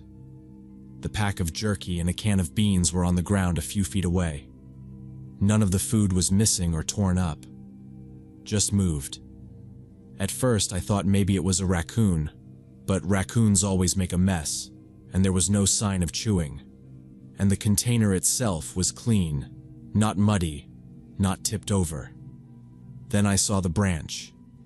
A new stick, about 3 feet long, had been cut from a nearby alder and set near the tent. The end was clean, and I could see where a knife had cut it at an angle, not torn off or broken by an animal. The marks were clear. Someone had been there. I walked the area in a slow circle, looking for any prints. The ground was muddy in a few spots near the creek, and after a few minutes, I found a clear footprint. Human, not animal. The print was right at the edge of the water, toes pointing towards my tent. Whoever it was, they weren't wearing boots like mine. The tread was different, lighter, maybe running shoes or something similar. The print was fresh. The edges were sharp, not washed out by rain, and I could see where the mud had squished up between the toes. My dog kept circling the area, nose to the ground. He was tense, ears up, which wasn't normal for him in the morning. I checked the rest of the campsite for anything else, but nothing was gone. Not the cooler, not my knife or headlamp. Just the food container opened, a few things moved, and the stick. I checked for more prints but didn't see any on the other side of the tent. Everything else looked untouched. I stood by the creek, watching the water, feeling the cold seep in. Someone had come into my camp during the night, walked right up to my tent, and watched me sleep. I spent the next day trying to do what I always did, just hunt mushrooms, keep my head down, stay in the rhythm of scanning the ground and cutting stems. But I couldn't shake the feeling that every step I took was being watched. I moved slowly, basket in one hand, knife in the other, always glancing up every few seconds to scan the tree line. The forest was damp and cold, fog collecting between the firs. I was about a mile from camp by noon, picking through a stretch of rotting logs. Every so often I'd stop, listen, and try to convince myself it was just nerves. Then I caught a flicker of movement off to my left, behind a fallen cedar. Not an animal, too tall. It was someone, maybe 50 yards away, partly hidden by brush. I called out, "Hey, you all right out there? Need something?" Nothing. The figure immediately slipped back through the trees, silent, quick, gone before I could even register if they were male or female. My pulse hammered. I tried to track where they went, bushwhacking through tangled ferns and blackberry. The ground was muddy, but there were no prints. After about 10 minutes of stumbling after them, I realized I'd lost the trail completely. Every sense felt stretched thin. The forest pressed in tight, and the normal sounds, birds, water, seemed too far away. I kept turning, half expecting someone to step out behind me. Competition between foragers happens sometimes. People get territorial about patches, but this wasn't that. They didn't want mushrooms. They wanted to watch me. I walked back to camp before it got too late, my basket barely half full. I made sure to eat right next to the fire and kept my knife out, staring at the dark timber line. That night I didn't even try to relax. Every stick crack, every rustle made me sit up, listening. The third night, I barely slept. I stayed zipped in my bag, holding my flashlight and listening, heart pounding at every distant snap or the soft plop of water on leaves. My dog slept at my feet, occasionally raising his head and sniffing. I counted the hours until morning. At dawn, I forced myself to get up and break down camp. The fire was out, the fog had rolled in heavy, and my hands shook as I packed my gear. When I circled the camp one last time, I stopped cold. By the base of a fir tree, just 10 feet from my tent, was a small pile of rabbit bones. They'd been picked clean, not a scrap of fur or meat left, and were arranged in a neat little pyramid. I hadn't seen them the night before. This wasn't animal sign. This was deliberate. A warning. A message. Whatever it meant. My stomach twisted. I kept scanning the woods, expecting to see that figure watching from the brush. I packed up faster than I ever have in my life, shoving my gear into my backpack, not caring if I left anything behind. The air was thick and cold. I didn't even stop to eat, just clipped my dog's leash and headed straight for the trail that led back up to the road. Every step I took, I felt like I was being watched. I never saw anyone, but every now and then I'd hear a branch move, or a crow startle out of the trees behind me. I hiked the 5 miles out without stopping once, just breathing hard and moving fast. When I saw my truck through the trees, I almost ran. I tossed my gear in the bed, slammed the door, and sat behind the wheel for a few minutes, trying to slow my breathing. I'd cut the trip short by a whole day, left some good spots unsearched, but none of it mattered anymore. The mushrooms in the cooler felt worthless. I drove straight to the ranger station, still dirty and shaking, and told them everything. They took notes, listened, nodded, but they said tracking someone in that kind of terrain was close to impossible. "It happens," one of them said. "People see things, get spooked. We've had a few similar reports but never caught anyone." He asked if anything was stolen. I told him nothing was missing, just moved, just rearranged. The rabbit bones, the footprints. He made a note and told me if I went out again to stick to marked trails and not to go alone. That was it. No real answers. Since then, I still hunt mushrooms, but I never stay out overnight, and I never go alone. I only do day trips now, never more than a few miles from my truck. The forest isn't the same for me. I used to think it was my sanctuary, a place where nothing could touch me, but now I know better. Every time I'm out there, I look over my shoulder, check the brush for movement, listen for footsteps that aren't mine. Sometimes I think about that person, whoever they were, and wonder if they're still out there watching other campers, waiting.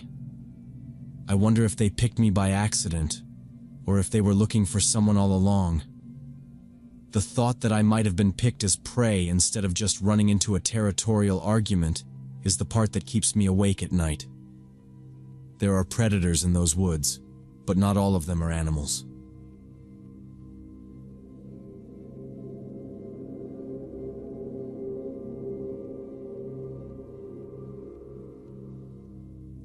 When I was 19, I was in my first year of college, living in a dorm on campus in Vermont. I didn't have a car, so most of the time I walked everywhere or got rides from friends. I didn't date much in high school, but I was trying to put myself out there a little more. My friend Kelsey was the one who set me up with Trent.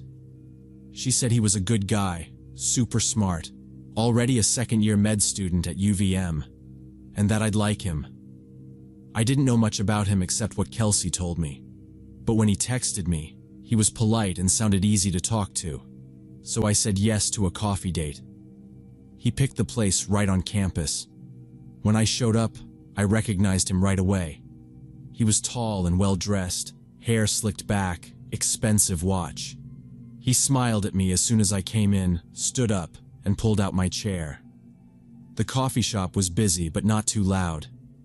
We talked for over an hour. He was easy to listen to. He told stories about growing up in Connecticut, how his parents worked hard so he could be the first doctor in the family. He joked about how med school was tough, but he was sure he'd make it because he wasn't afraid of blood or sleepless nights. He asked me questions about my major, what I wanted to do after college, and I told him I was undecided. He didn't seem to judge. He paid for both our drinks, and afterwards we walked outside together. He pointed out his car, a black Mercedes SUV that was parked in the lot behind the library. I remember noticing it because it stood out. Almost no one had a car like that around here. He said it was a gift from his parents, that they wanted him to look the part for med school interviews and research jobs. I just said, "That's really nice." And he shrugged like it was no big deal. He offered to drive me back to my dorm, and I said no thanks, wanting to play it safe. He didn't push, just smiled and said he'd text me. That night, he messaged and thanked me for the date. He asked if I wanted to do something more special for our second date, something we'd remember. He suggested going out to a lake he knew up in the mountains, a little ways from campus, where you could see the stars. He said he'd bring a blanket and some snacks, and we could just sit by the water and talk. I liked the idea. It sounded sweet, and the forecast was clear for Friday night. I said yes, and he was already planning what time to pick me up. I told Kelsey, and she teased me about being whisked away on a romantic adventure by a med student. I didn't see anything to worry about. Friday evening came. I wore jeans and a sweater, packed a hoodie just in case, and brought my phone charger. He texted when he was outside. When I came down, his SUV was spotless, and he was waiting by the passenger door, holding it open. There was music playing quietly, some classic rock. He said I looked nice, and I just laughed. He had everything mapped out, told me we'd stop by a drive-thru to get coffee, then head out on the highway. It was getting dark when we left, sun just dipping behind the trees. We made small talk as we got onto the main road, and I watched the college town fade in the rearview mirror. He seemed relaxed, smiling, telling stories about some of the weird patients he'd seen during his clinical rotations. I laughed along and sipped my drink. I noticed how clean the car was, like he'd just had it detailed. There was a backpack behind his seat, some books stacked on the floor, a folded-up Vermont map on the dash. I looked out the window as we drove past small towns and farms, heading north toward the hills. We got onto the highway and the streetlights started to disappear. There weren't many other cars out. The GPS on his dash said another 45 minutes. I remember thinking how nice it was, the empty road, the stars already showing up, and his music playing just loud enough to fill the silence. Every once in a while, he'd ask me a question, but mostly he just drove. I thought he was being thoughtful, giving me space to look out at the mountains. It didn't feel strange. Not yet. But after about an hour, something small made me look over my shoulder. I was stretching my legs and happened to glance into the back seat. That's when I saw the rope. It was coiled neatly on the floor behind the passenger seat. Thick white rope, maybe 15 feet long. It stood out because everything else in the car was so clean and organized. There was nothing else back there except his backpack and some papers. I stared at it for a second, trying to remember if it had been there the whole time. I tried to sound casual when I asked, "Hey, what's the rope for?" Trent didn't look at me right away. He kept his eyes on the road and said, "Oh, just some stuff for a project at school. We have to do these practice knots for the surgery club."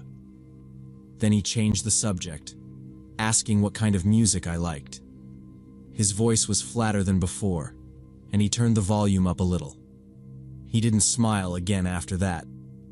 He just kept his hands at 10 and 2, knuckles white against the wheel. The conversation got awkward. I tried asking about his classes, but he answered in short sentences, never looking away from the road. We drove in silence for a while. I looked at my phone, but there was no signal, only the little SOS in the corner. The highway was pitch dark except for our headlights and an occasional car going the other way. Every minute, I started feeling less sure about where we were going, but I didn't want to overreact. I watched the clock, tried to keep track of turns, but we just kept climbing higher into the mountains. It was hard to see any signs or landmarks in the dark. When he finally turned off onto a smaller road, gravel popped under the tires. There were no lights, no other cars. He didn't say anything, just followed the GPS. I asked if we were almost there, and he just nodded. My hands felt cold. The farther we went, the fewer houses there were. Eventually, we pulled into a clearing surrounded by trees. I could barely see the sky above the branches. He parked at the edge of an old wooden overlook platform. There was a rusty guardrail, broken in places. No cell service, no streetlights. He turned off the engine and sat there, staring straight ahead. As soon as Trent put the car in park, he turned to face me, shifting his whole body so he was between me and the door. The easy smile he'd worn all night was gone. Instead, he looked at me with a completely flat, careful stare. He said very quietly, "You have two choices. Either we do this now, or I leave you here by yourself. It's a long way back. You won't make it out before morning." The way he said it, there was no room for questions. He sounded like he was reading a script he'd practiced 100 times. He glanced at my phone on my lap and shook his head.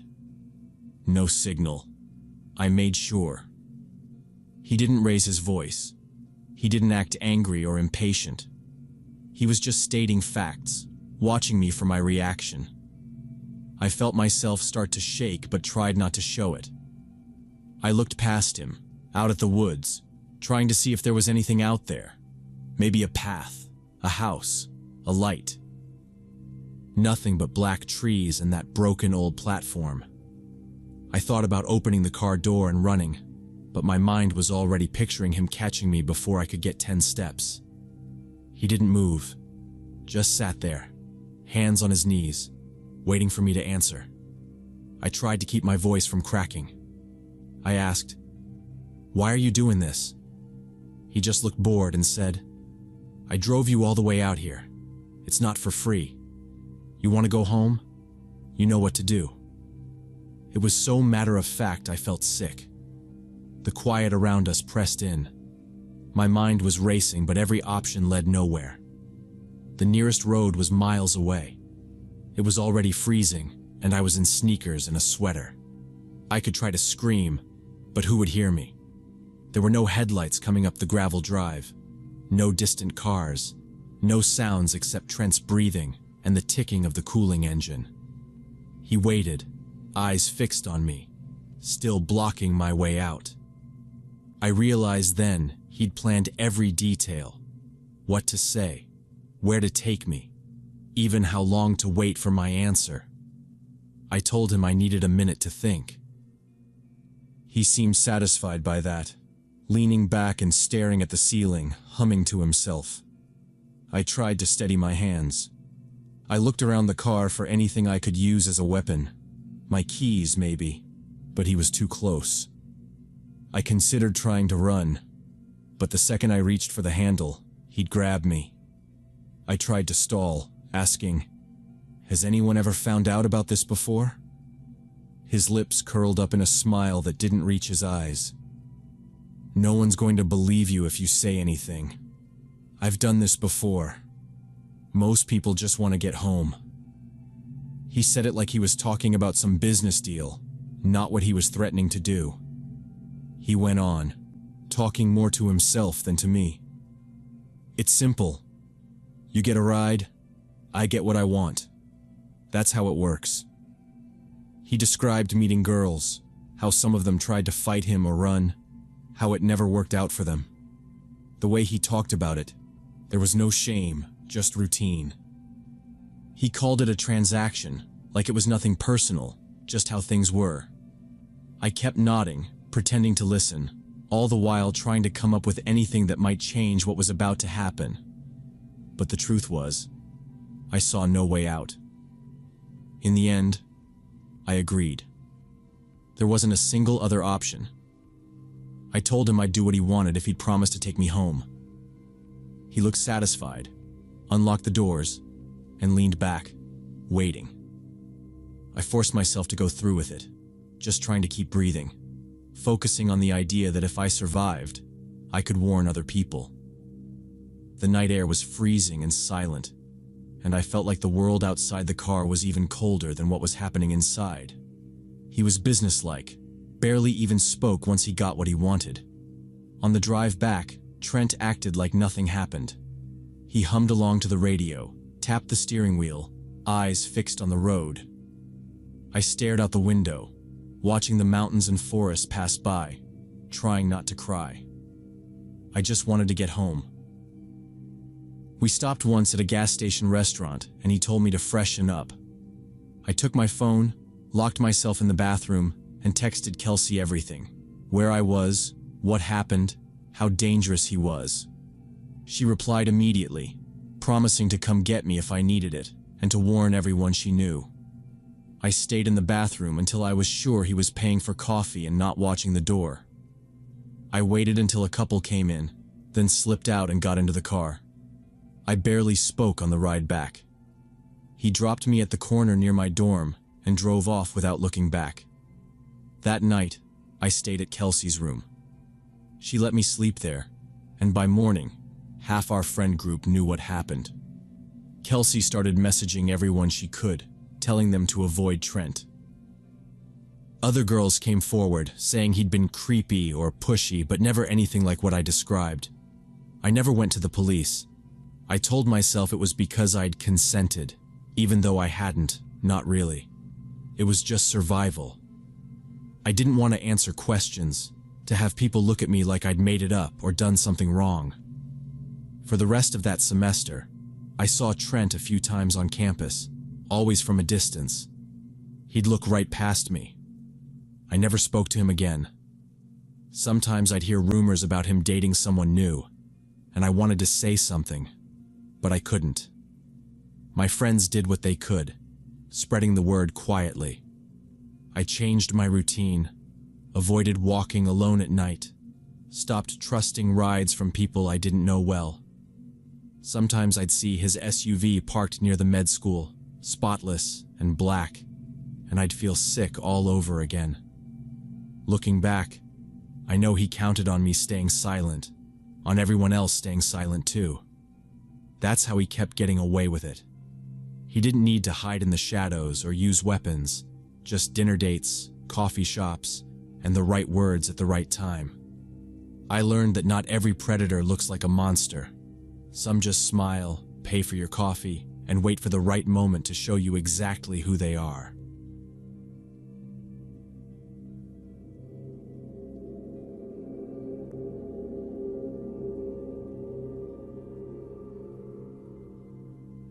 So last year I was living in a suburban area outside Phoenix, where houses are spread pretty far apart. The place was quiet most evenings, and you could see a long way down the street if you stood out on the porch. One night, I'd just finished eating and was cleaning up the kitchen. I remember the clock said just after 9 because I was planning to start a movie before bed. I hadn't even turned off all the lights when I heard 3 quick knocks on my front door. Not too loud, but insistent, like someone wanted an answer right away. I looked through the peephole and saw 3 men standing in a line on the porch. They all wore white short-sleeved shirts tucked into matching pants, with some kind of blue logo on the front. They had clipboards in their hands, little plastic badges hanging around their necks, and one of them even had a small tool belt. There was nothing about them that seemed wild or dirty.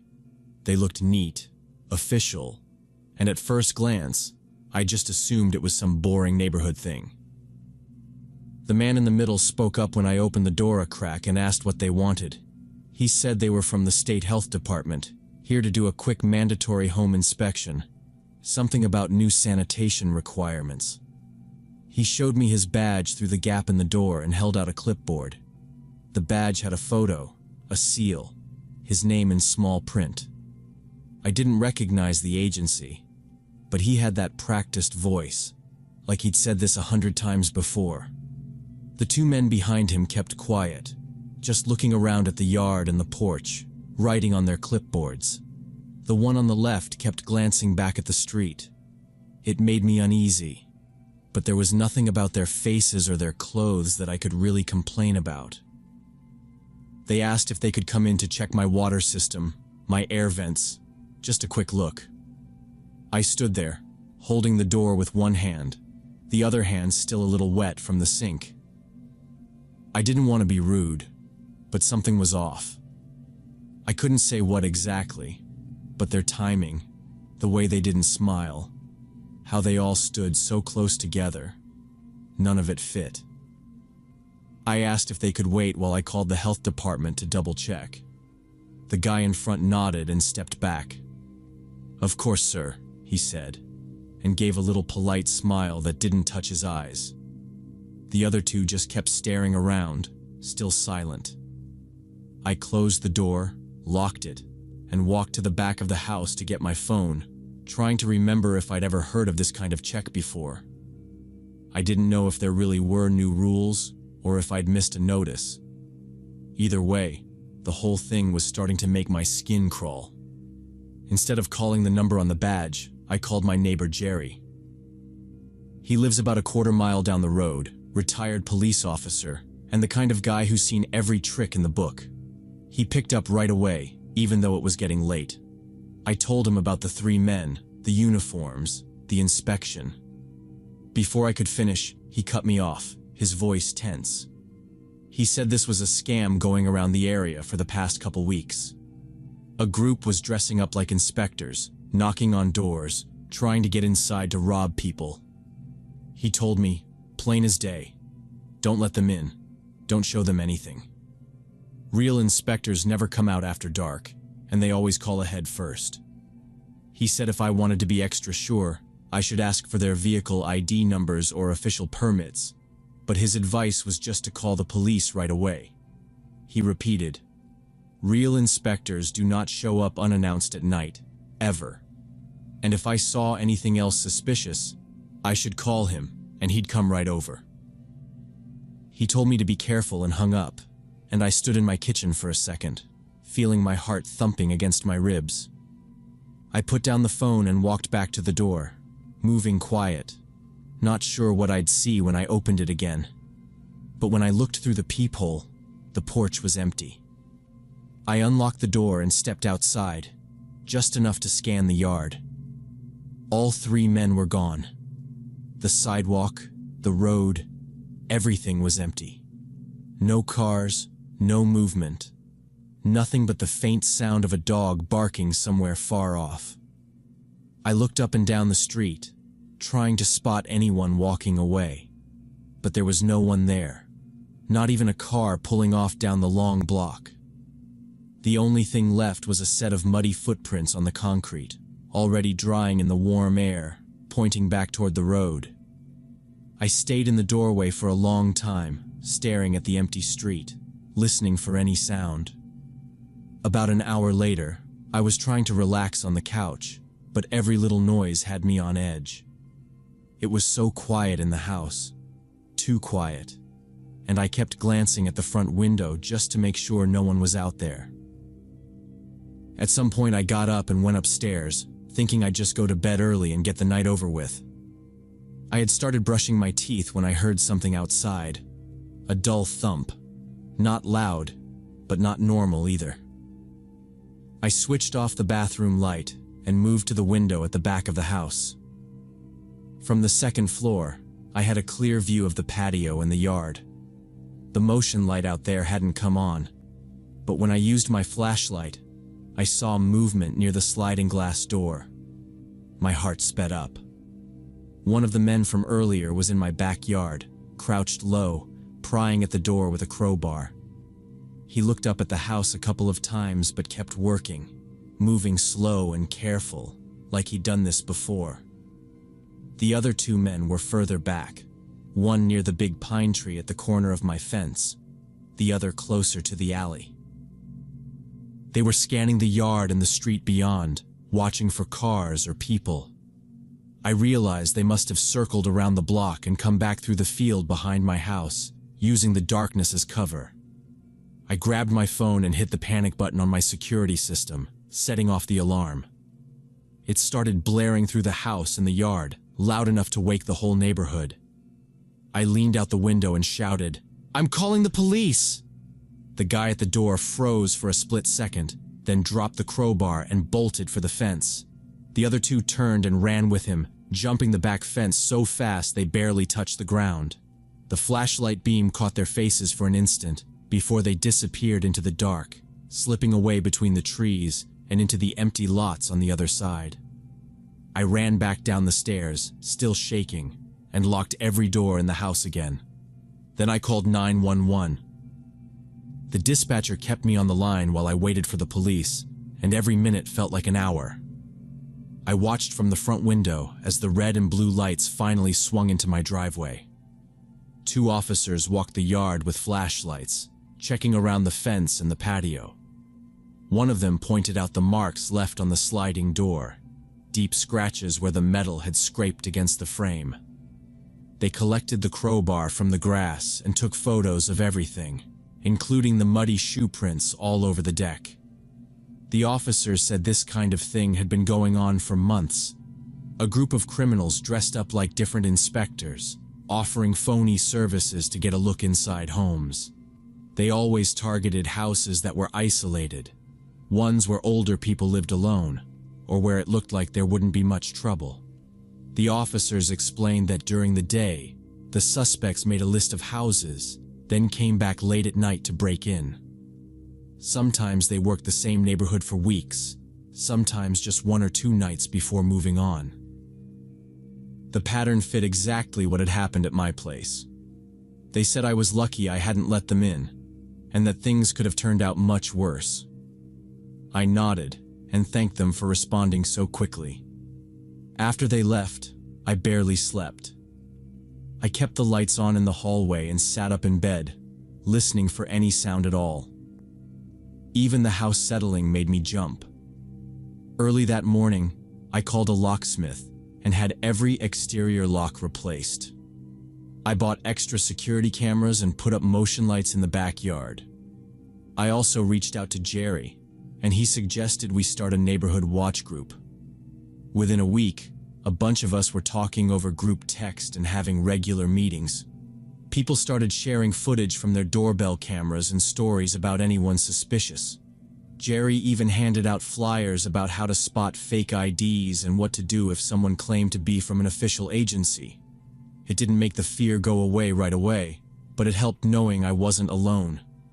The word spread quickly that our street was on high alert. After that, we stopped seeing any more inspectors in the area. The police never caught the 3 men, at least not as far as I know. The break-in attempts ended though, and everyone started paying a lot more attention to their doors and windows, especially after dark. I started double-checking every lock before bed, even on hot nights when I would have liked to leave the window open.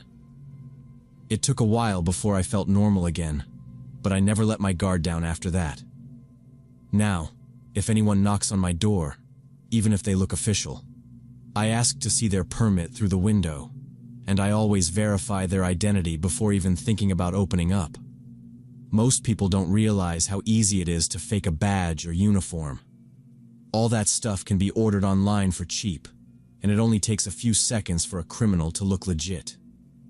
After that night, I stopped assuming that danger looked obvious, or that the worst could never happen on a quiet street like mine. These days, I trust my instincts more than politeness, and I never ignore a gut feeling that something is wrong.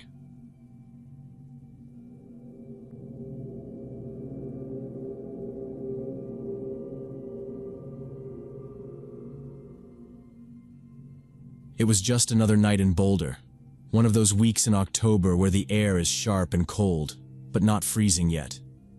Me and my 3 roommates, Jake, Ben, and Adam, had this little tradition to break up the pressure of classes and homework.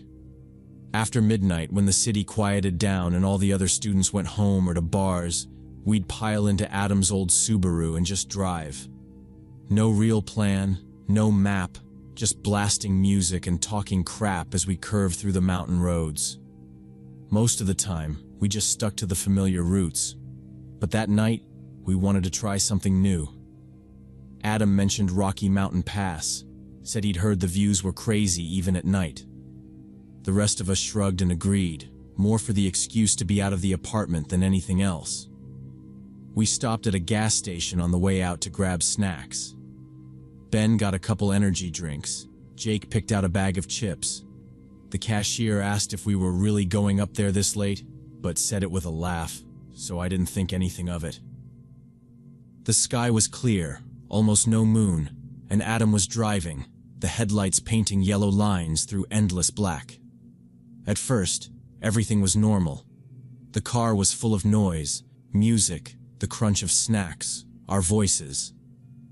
I remember seeing the shadowy shapes of pine trees flash by on both sides, thick and packed tight, only a few feet from the shoulder. As we started up the pass, the road got steeper and more narrow. It was a 2-lane highway, but there was barely any traffic. Maybe 2 cars passed us coming down, and that was it. The only lights besides our own were the distant flickers from houses far down in the valley. We were halfway through Dreams by the Cranberries when the stereo just died, like someone had pulled the plug. No warning, not even static. Adam smacked the console, but it didn't help. I tried switching stations, then checked if his phone was still charging. Nothing worked. The dash lights and headlights were still on, so it wasn't the battery. We all went quiet for a second. Then Ben tried to make a joke about us being on a ghost hunt now. Nobody really laughed. There was a weird feeling in the car after that. Not scared exactly, but like we'd crossed into somewhere we weren't supposed to be. Adam suggested we pull over to check if any wires were loose. He found a spot, a wide shoulder just beyond a bend, with enough space for the car and a few feet between us and the tree line. The road was empty. When Adam shut the engine off, it was like the whole world stopped moving. We could still see the headlights illuminating the edge of the trees and the white guardrail, but nothing else. I grabbed my phone for light and stepped out. The gravel was cold through my shoes. Everyone else got out, stretching, kind of joking with each other, but not really. The first thing we all noticed was the silence. Not the normal kind either. There was just no sound at all. No wind, no rustling leaves, not even the little scurrying of animals in the underbrush. You expect it to be quiet in the mountains, but not like that. It was the kind of silence that made your ears ring a little. Jake turned around, grinned, and said, "We just found a dead zone, boys." Nobody answered. I clicked my flashlight on and pointed it at the woods. It caught on a patch of pine needles and some rocks, nothing unusual. The beam didn't reach very far. Everything seemed to just disappear into black after 10 or 15 feet. Adam was crouched by the back door, fiddling with the stereo wires through the open door. Ben walked to the edge of the pavement, trying to get a signal on his phone. "Dude, it's just dead," he said. Like, nothing. No bars at all. I shined my light along the shoulder, looking for any sign of towers or power lines that might mess with electronics. There was nothing, just the normal mix of rocks, dead branches, and patches of old snow melting into the dirt. Every step I took seemed louder than it should have been. After a minute, Jake said he wanted to see if there was any kind of electrical box or equipment nearby. He started walking along the shoulder with his phone light out, scanning the woods. Adam and Ben followed, not saying much. I hung back by the car, still looking for a reason the stereo would just die out of nowhere. Adam's voice was too loud in the silence as he said, "It's probably nothing, just a blown fuse or something." His words fell flat and didn't echo at all. I kept waiting for the wind to pick up or for some animal to make noise, but it was just empty. Jake started waving his phone around, looking for a signal or any reflection from metal or glass in the trees.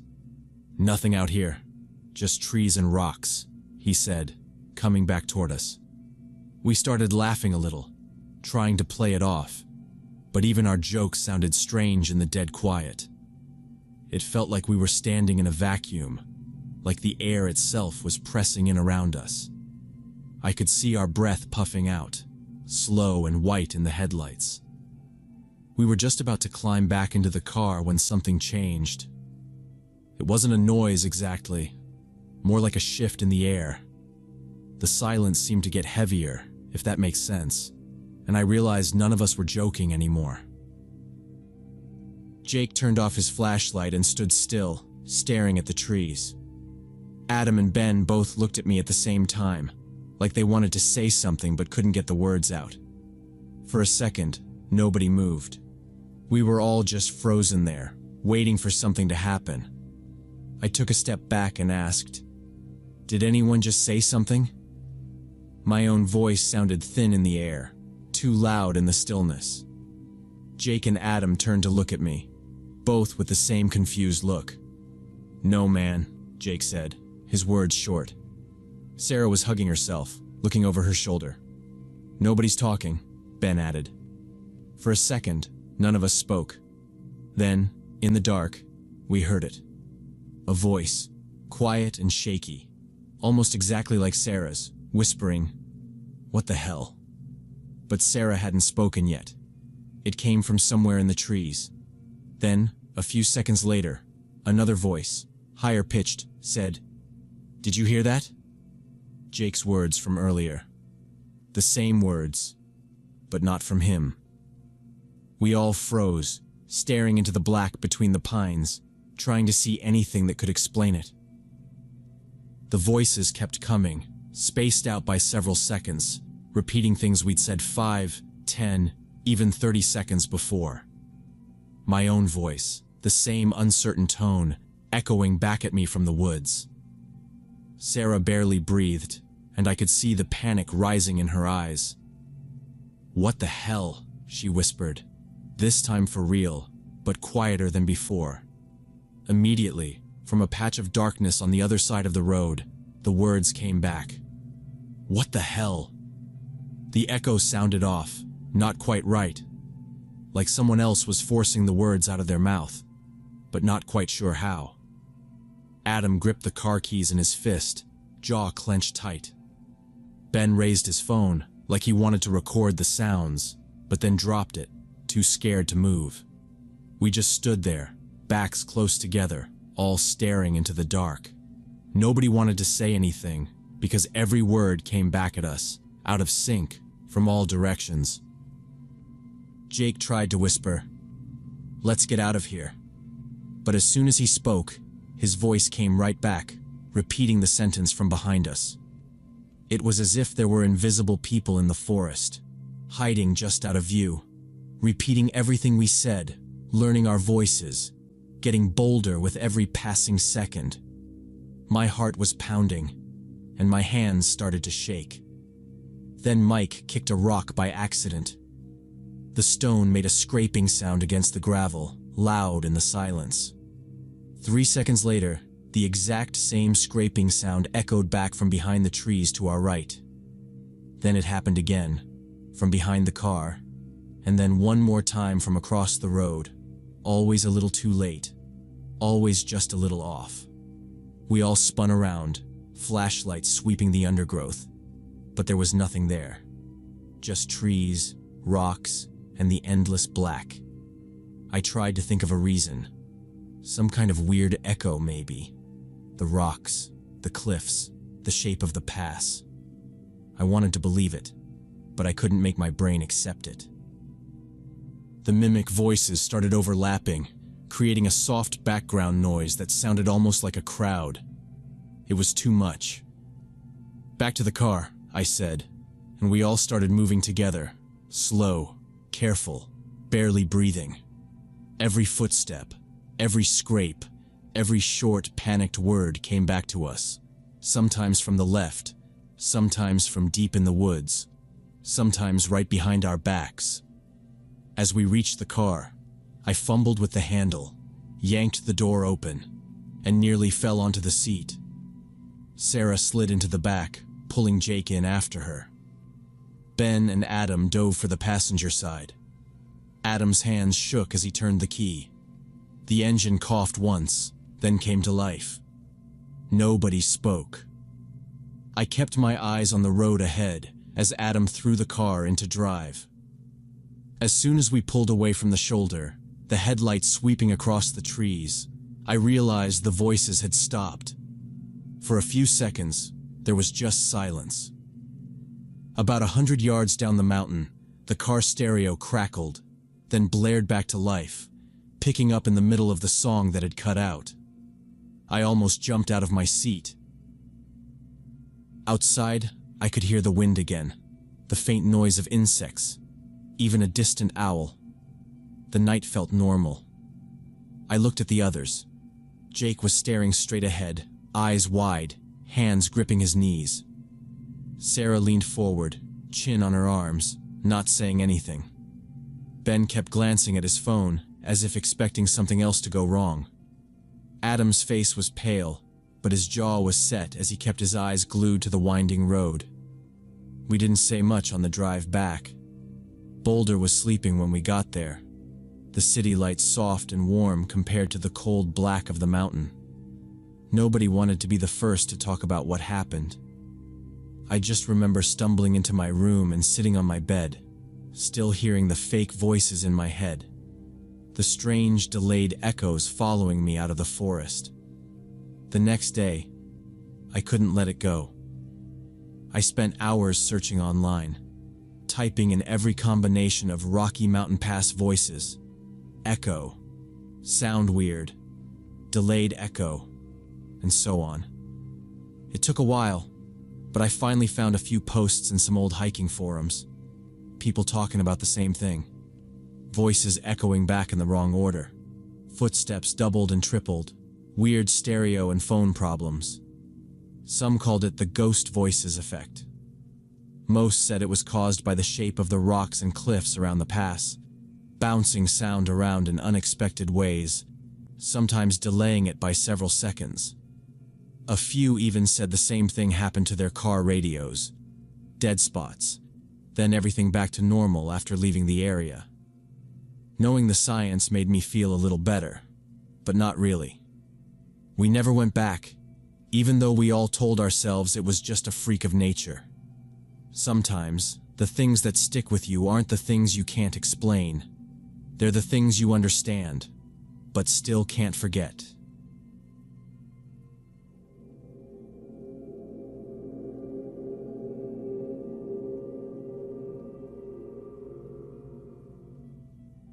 So, when I was 24, I finally moved out of my parents' house into my first apartment across town. It was a small place in an old brick building, nothing special, but it felt like freedom. I was excited for that, but I wasn't very organized. I hadn't bothered to change my address on a lot of my mail, so my parents still got a good amount of my stuff at their house in the suburbs. My mom would sometimes text a photo of envelopes and ask if I needed her to open any bills or just bring them over when we met up. Most of the time it was nothing important, but she didn't mind. It was the kind of thing I meant to fix, but there was always something else going on, and I was lazy about paperwork. My job was stressful, and I didn't get home until after 8 most nights. I didn't go out much on weeknights. Sometimes I called my parents if I was bored, but most nights I just watched YouTube and went to bed. The neighborhood was quiet, just a few blocks from a busier street. I kept my door locked, and after the first week or so, I stopped thinking about living alone. One Tuesday night, it was almost 1:30 a.m., and I was half asleep, kind of drifting, when my phone started vibrating on the nightstand. It was my dad. I answered, thinking something must be wrong, because he never called late like that. He sounded out of breath, panicked. He said, "Are you okay? Where are you?" I said I was home, in bed. What was going on? He said some guy had come to their house, pounding on the front door, ringing the bell over and over. He sounded really freaked out. I got up and went into my kitchen, just out of habit, because it was brighter and I felt more awake standing up. My dad said the man at the door was yelling my name, my full name, which already made him nervous. This guy kept calling it out, pounding with his fist, and then ringing the bell again. My parents' street is quiet at night, and my dad said it sounded like the guy wanted to wake the whole neighborhood. He kept saying he needed to talk to me and that my boyfriend Jason was worried because I hadn't come home yet. My dad said the man used my last name too. He said, "Your daughter, is she here?" "Jason's been calling all night. He says she's missing." My dad told him, "I think you have the wrong house." But the guy insisted he was at the right address, reading my parents' street name out loud. My dad told me he looked out the window and saw the man was about 40, dark hair, wearing a leather jacket, kind of pacing back and forth on the porch, talking fast and waving his arms. He said the man didn't try to force the door or anything. But he wouldn't leave either. My mom was hiding in the hallway and wanted my dad to just call the police, but he waited because he didn't want to cause a scene if it was just some confusion. After a minute, the man started saying my name again, even louder, as if he was certain I was inside. My dad told him, "Look, she doesn't live here anymore," and then closed the door. But the guy didn't leave. My dad watched from the front window. The man took a pack of cigarettes from his pocket and started smoking right there on the porch. He kept looking at his phone, then making calls, pacing up and down the steps, stopping to check the door again. It went on for 10 minutes. My dad said it felt a lot longer. My mom was getting more and more upset. Finally, my dad called the police, not knowing what else to do. I kept listening, not really processing all of it. The thing was, I hadn't been in a relationship for 2 years, and Jason was my ex from college. We'd broken up 5 years earlier, and the breakup wasn't friendly. We hadn't talked since. I hadn't mentioned him to my parents in ages, and I had no idea how anyone connected to him would know my parents' address, let alone show up in the middle of the night. My dad said he told the police everything, but by the time the patrol car pulled up, the man was gone. He'd gotten into a dark sedan parked a little down the street and drove away before the cops arrived. The next morning I drove over to my parents' house. It was cloudy, early, and the streets were empty. Just the sound of a few cars and sprinklers starting up. I pulled up slow and sat in my car for a minute, just looking at the house, but everything seemed normal. The mailbox was shut. The front steps were dry. Nothing was out of place. My mom opened the door before I even knocked. She looked tired, hair pulled back, still in her robe, and I could tell she hadn't really slept. We sat at the kitchen table and talked about it again. My dad went outside to look for anything the guy might have dropped, but there was nothing. No cigarette butts, nothing written on the sidewalk, no marks on the door. It was like it never happened. My mom said she kept thinking about the man's face and the way he kept looking at the windows. She said he seemed angry, not confused, like he was waiting for someone to come out. I asked about the police. They'd come by late and taken a quick report, but they hadn't found anything suspicious in the area. They told my parents that sometimes private investigators or debt collectors used old addresses or found information online. Sometimes, they said, people show up at odd hours if they think it's urgent. That made sense, sort of. But it bothered me. Who sends someone to a house at 1:30 in the morning for something that's not an emergency?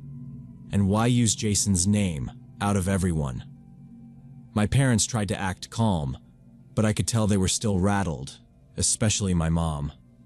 She said she didn't want to stay alone that night, so my dad took the day off to stay with her. Before I left, I walked around the yard and checked the side gate and garage, just in case. Nothing was moved. The neighbors hadn't seen or heard anything. The only thing out of place was the uneasy feeling that hung in the air, like we were all just waiting for something else to happen. On my way home, I kept checking my rearview mirror, half expecting that dark sedan to appear, but the streets were empty. That night, I sat at my computer for a long time. It felt strange, but I decided to reach out to Jason on Facebook, even though we hadn't talked in years. I found his profile, which was mostly old photos and not much recent activity. I sent a short message. "Hi Jason, this is weird, but did you send someone to my parents' house last night? Some man showed up saying you were worried about me." I almost didn't hit send, but I did. I waited, scrolling through my old college group chats, seeing if anyone had mentioned my name or posted anything about me. But there was nothing. A few hours later, Jason wrote back.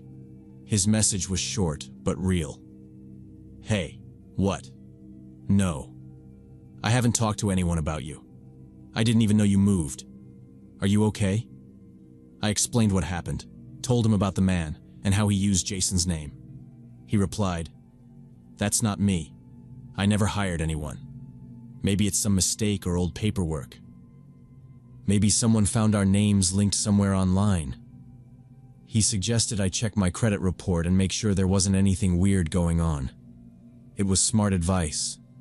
I hadn't even thought about identity theft, but the more I did, the more nervous I got. The next day, I signed up for a credit monitoring service. Everything looked okay, but I went ahead and called a few places where I still had old accounts, utilities, my cell phone, my bank, to update my address. Most of them acted like it was no big deal, but one person on the phone asked if I'd moved back with Jason, and I had to explain that no, I hadn't. It was just another small thing that didn't fit right. I also spent a few hours searching my name and Jason's together online. There were a couple of old posts from college, an old group project, some social media tags, nothing recent. But it made me realize how much old information lingers online, even years after you think it's forgotten. I went through my social accounts, locking down privacy settings, deleting old posts, anything that showed my address or linked me to Jason. A week later, my dad and I installed a security camera at my parents' front door. It was just a cheap one from the hardware store, but it pointed right at the porch and sent alerts to my phone if anyone showed up. I showed my parents how to use the app. My mom still jumped at every sound at night, but having the camera made her feel a little better. My dad said if anyone came back, he'd get the whole thing on video and call the police right away. Nothing happened after that. No strange cars, no calls, no one showed up. After a while, things went back to normal, at least on the surface. But I still thought about it whenever I checked the camera footage or saw an unknown car parked near my building. The way the man had known my name, my old address, and Jason's name bothered me. He hadn't seemed lost or confused. He'd seemed like he had a purpose, but none of his story made sense. Maybe it really was just a private investigator or some collector working from outdated data. Or maybe it was someone who'd gotten my name and Jason's linked from some old database or leak. But the hour he came, the story he told, the way he waited on the porch making calls, it just didn't add up. It felt targeted, even if I never found out why. Since then, I've been a lot more careful with my information. I change my passwords, use a P.O. box for anything important, and never leave old addresses tied to my name. My parents still live in that house, and nothing else weird has happened. But I always wonder if whoever that man was, he ever found what he was looking for. Sometimes, the scariest things aren't the ones that end with answers or closure, but the ones that never get explained at all.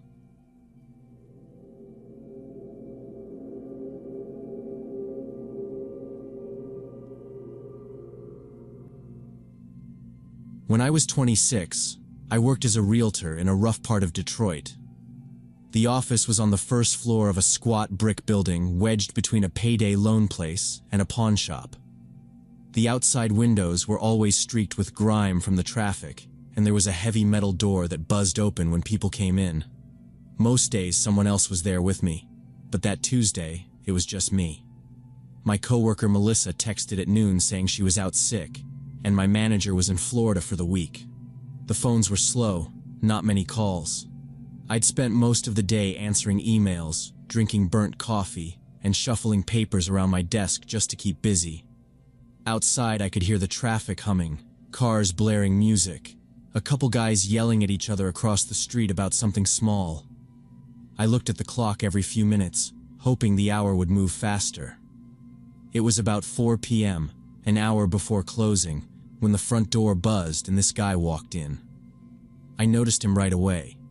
He was tall, thin, probably 40 or 50, but with a rough look that made it hard to guess. His beard was uneven, and his hair stuck out under a faded army cap. His jacket had these dark, greasy patches, and he wore cargo pants that looked slept in. On his back, there was a big old backpack with duct tape around the straps. I could smell cigarettes and sweat before he even made it to the front desk. He didn't look at me when he came in, just started mumbling under his breath, something about, nobody cares what happens to the veterans and how they got no respect for the ones who serve. I tried to keep things normal. I smiled and asked, "Can I help you with something?" He didn't answer, just kept pacing in front of the counter, glancing up at the water-stained ceiling tiles, then back at his own feet. He fished around in his backpack, pulling out a rolled-up magazine and then shoving it back in. The whole time he was moving, his shoulders jerked, and every few seconds he'd stop and stare at the window as if someone was watching him from outside. I repeated myself, asking if he was looking to rent or buy a property, if he had a price range in mind, or a part of town. He looked over at me but didn't make eye contact. Instead, he kept mumbling, something about how the system was stacked and they always find ways to keep a man down. It was hard to tell if he was talking to me or just to himself. There was nobody else around, just the buzz of the old fluorescent lights and the heavy tick of the wall clock. I checked the phone to make sure it was close, but he was between me and the door, and I felt boxed in behind the counter. He started pacing again, faster this time, dragging his fingers along the edge of the front desk. I noticed his hands were dirty, his knuckles scraped up and raw. He stopped in front of a rack of rental brochures and stared at them like he'd never seen anything like it before. I felt this crawling sense in my gut that something was off. He wasn't drunk or high, not in any obvious way. Just lost and unpredictable, like his mind was somewhere else. I kept glancing at the clock, thinking if I could just wait it out, he'd get bored and leave. Instead, he started digging deeper in his backpack, pulling out what looked like a pair of pants, not even his size, and setting them on the counter.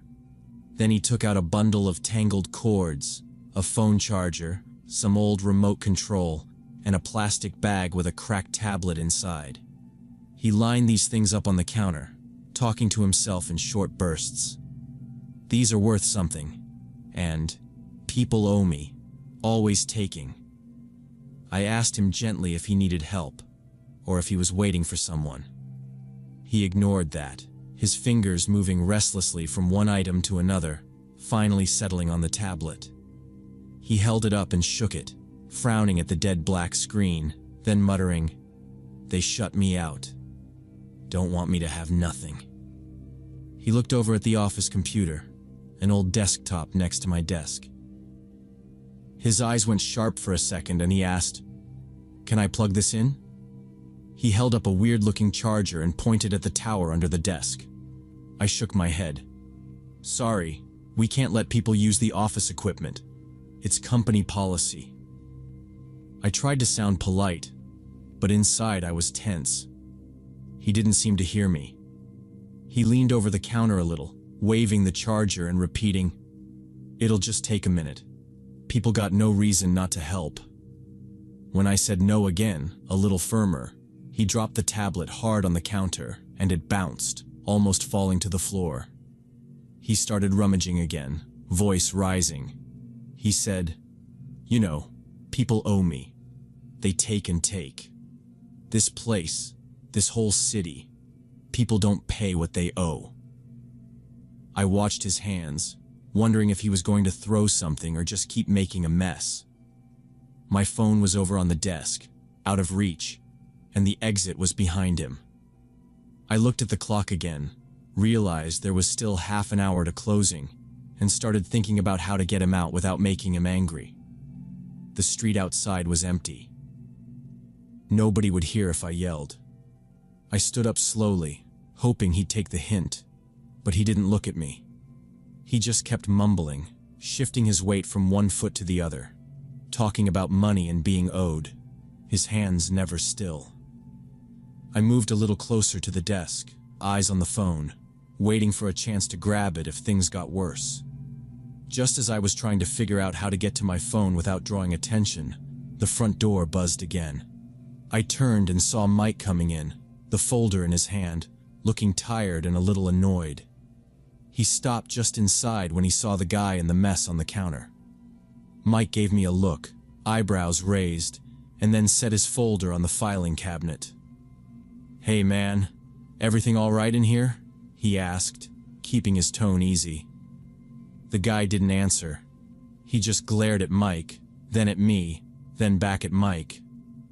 Mike glanced at the clothes and electronics on the counter and shot me another look, like he was silently asking if I needed help. I just gave a small nod. Mike came over, close enough that I felt less boxed in, and leaned against the counter. "You looking for someone specific, buddy?" he asked, trying to keep it light. The man's face twisted. He started talking louder, saying, "Somebody here promised they'd help me. Some lady, I don't know her name. She said to come back and you'd help." Mike and I exchanged glances. There were 3 women in the office, but none of them would have set up an appointment like that without telling the rest of us. Mike tried to ask for more details, what the lady looked like, if he had an appointment, maybe a business card. But the guy just kept getting more agitated. He started pacing faster, knocking over a stack of rental applications and muttering about how people always promise and nobody ever comes through. I tried to explain we could check with our manager, maybe figure out who he'd talked to, but when Mike mentioned calling our boss to check, the guy snapped. He slammed his hand down on the counter. "Don't call nobody. You people always trying to trick me." His voice was harsh, loud enough to echo off the windows. Mike stayed calm, hands open at his sides, but I could see the tension in his jaw. The man started talking over us, saying it was all lies, and nobody gives a damn about vets. He began shoving everything back into his backpack in a frantic, angry way, and then turned to face us, blocking the door. The room felt smaller and smaller, the light from the windows starting to fade as evening crept in. I tried to think through every move, wishing there was a security guard in the building. When the clock hit 5, and it was clear he wasn't going anywhere, Mike said in a quiet voice, "Sir, we're closing up soon. If you want to leave your information, we can try to get in touch tomorrow." The guy ignored him, looking down as he zipped up his bag. Then, without warning, he reached inside and pulled out a folding knife. He snapped it open and started waving it, stepping toward us. "You think you can get rid of me? You think I'm stupid?" His eyes were wild, darting from me to Mike and back again. "You call the cops, I know you will. You call the cops, I'll—" He didn't finish the sentence. Mike put his hands up, calm and steady, trying to keep the guy's attention off me. I slipped a hand toward my phone, moving slow, trying to unlock it under the desk without looking obvious. Mike was incredible. He started talking, his voice low and even. "Hey man, we're just trying to help. Nobody here's against you. You're not in trouble, all right? Let's just step outside, get some air." The guy shook his head, but Mike kept edging closer to the door, trying to draw him away from me. "Come on, man. Let's just go outside. It's stuffy in here." The guy wouldn't budge, but Mike kept at it, his voice steady, even as the knife waved in the air. I managed to text our manager, "Police needed, man with knife, call now." I didn't dare make a call myself. I watched Mike get between me and the knife, talking the whole time, saying, "Nobody wants trouble here, and you don't have to do anything you don't want." The guy's hand shook, the blade glinting as he waved it, his whole body vibrating with nerves. For a few minutes, nobody moved. I barely breathed, just waited and watched, phone still in my hand. Finally, Mike managed to edge close enough to the door to crack it open. "Let's just go outside," he said, soft and easy. "Nobody's keeping you here." Suddenly, the guy spun and bolted out the door, turning right and running next door into the convenience store. He slammed the door and knocked over a rack of chips. Mike motioned for me to stay put and stepped out after him, keeping his distance. I heard yelling through the wall, then the slam of something heavy. I stood up, knees shaking, and went to the window. I could see the guy inside the store, blocking the entrance with a plastic crate, yelling at the clerk and waving the knife. The police showed up about 10 minutes later. 2 cars, lights flashing, the whole street lighting up blue and red. They moved in fast, officers at the front and back. I heard more shouting, something crashing, then the police pulling the guy out, his arms twisting behind his back as he fought them. He was yelling, "I'm owed! I'm owed!" They dragged him out to the squad car, the backpack falling open in the struggle. I saw the officers pull out another knife, a screwdriver, and a bundle of zip ties. I stood there watching as the officers talked to the store clerk and Mike. When it was over, the street was quiet again, just trash swirling in the gutter and a couple neighbors peeking out their doors. Later, the police told us the man had been causing problems in the neighborhood all week, trying to get money, threatening people, camping behind the buildings at night. He'd been picked up before, but never had weapons on him until today. They asked if I wanted to press charges, but I told them no. It was obvious he needed more help than jail could give. The DA filed charges anyway, because of the knife and the threats. The guy never came back to the office, and for a while after that, I never stayed there alone. Mike probably saved my life that day. For months after, I jumped every time the door buzzed or someone raised their voice in the hallway. I always kept my phone close, my keys in my hand, and the front door locked. In a place like that, you just never know what kind of day someone is having when they walk through your door.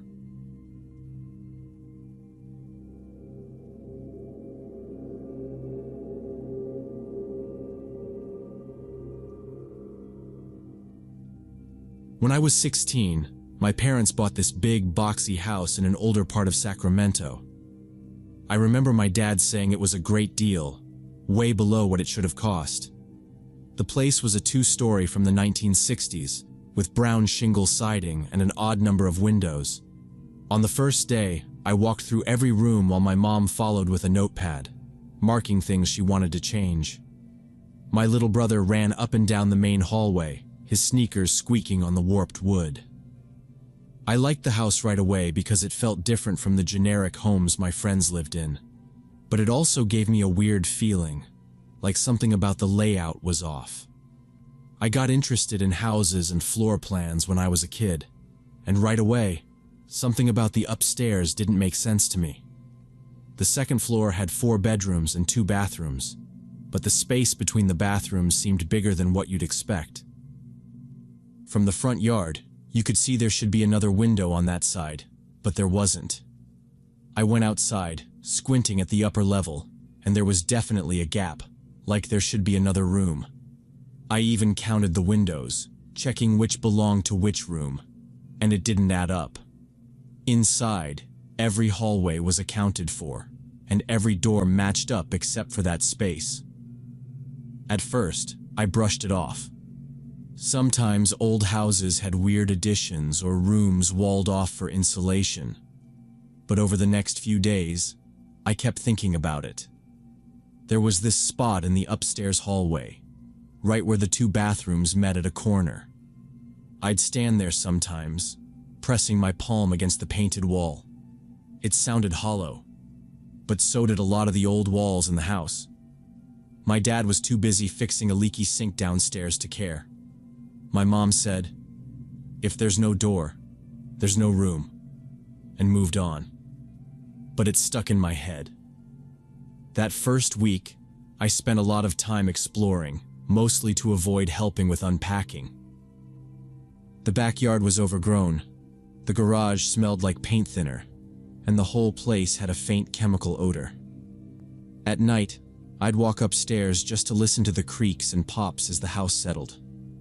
There was one night when I stopped in the hallway, just outside the bathroom, and for a second, I thought I heard a thump from inside the wall, like something shifting in the gap between the bathrooms. I pressed my ear to the cool drywall and heard nothing. I went back to my room and tried to forget about it. School started the next week, but every time I came home, I'd find some excuse to check that part of the hallway. I started measuring things with a tape measure I found in the kitchen drawer. The bathroom was 12 feet wide, but from the outside, the length was at least 16 feet. That missing 4 feet had to go somewhere. I told my dad, and he just laughed and said maybe we got some free square footage. One afternoon, I walked all the way around the house, trying to match up every window with a room. That's when I saw it.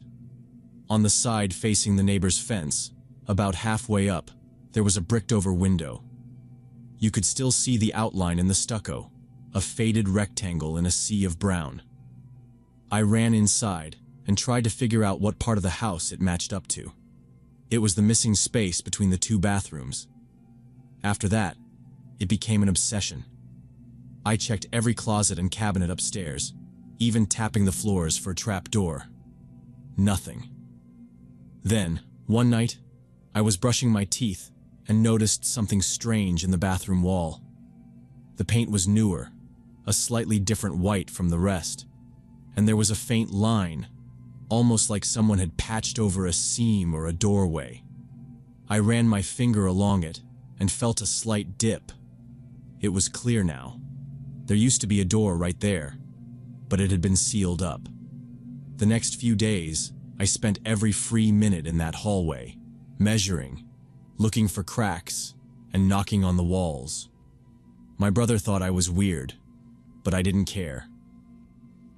The more I looked, the more obvious it was that there was a hidden space in our house. I found some old blueprints in the kitchen drawer, but they didn't match the current layout at all. There was definitely a room missing from the upstairs plan, right where the window used to be. That weekend, my parents went to visit my aunt in Davis, taking my brother with them. I told them I had homework and begged to stay behind. As soon as they left, I went upstairs and locked myself in the hallway bathroom. I had a flashlight, a hammer, and a chisel I'd found in the garage. My plan was simple. If there was a room, I was going to find it. I started by tapping all over the bathroom wall, listening for a hollow spot. When I found one, right along that strange seam, I took the chisel and started scraping away at the paint and plaster. It was slow work, and my hands hurt after a few minutes. Under the paint, there was a layer of drywall, then older plaster beneath that. After about an hour, I broke through to what looked like an empty cavity. Dust poured out and made me cough. I pulled back, heart pounding, but nothing happened. I shone my flashlight through the hole, but all I could see was darkness. It wasn't enough. I needed to get a better angle. I remembered the attic access was just down the hall, above the linen closet. I dragged a chair over and pushed up the hatch, climbing into the low, hot space under the roof. The attic smelled like insulation and old dust. I had to crawl on my stomach to get to the part above the bathrooms. There were old boards, pink fiberglass, and a few rusty nails sticking out everywhere. I crept forward until I reached the area where the missing room should be. I pulled my phone out and used the flashlight to check the floor. There, in the farthest corner, was a stretch of wall that looked newer than the rest. The drywall was smooth and didn't match the rough wood around it. I took the hammer and started hitting the wall, quietly at first, then harder when nothing happened. The drywall finally cracked, splintering open. A rush of hot, stale air came out, and I coughed again. I made the hole bigger, wide enough to stick my head through. On the other side was darkness, but as my eyes adjusted, I saw a narrow room, maybe 4 feet wide, running the length between the two bathrooms. I could just make out a pile of old insulation, a few boxes, and what looked like a small wooden chair shoved into the far corner. My hands were shaking a little, but I pushed the attic insulation aside, making enough space to squeeze through. The opening was tight, but I managed to get one shoulder in, then the rest of my body. I dropped down onto the old floorboards, the air thick with dust. I stood up, shining my light around the hidden space. The bricked-up window was at the far end, faint light showing through the cracks. I could see the outline of the old door in the wall behind me, the seams still visible under the layers of paint and plaster. I took a step forward, my feet crunching on something brittle. I looked down and saw old papers, broken glass, and a scattering of nails on the floor. The silence in the hidden room was complete, like the air itself was holding its breath.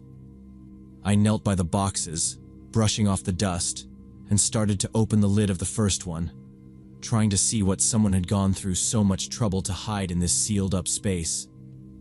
The hidden room looked completely empty, except for the scraps of torn carpet and bits of trash scattered across the floor.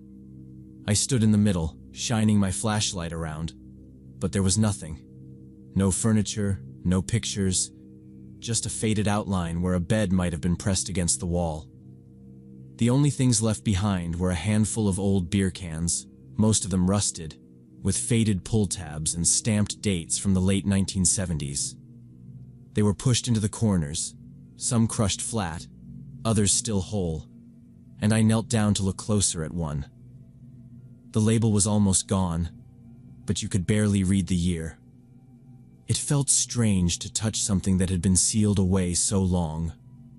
The walls were a mess, patchy, uneven paint, like someone had tried to cover something in a rush. The bottom edges were rough, the brush marks obvious.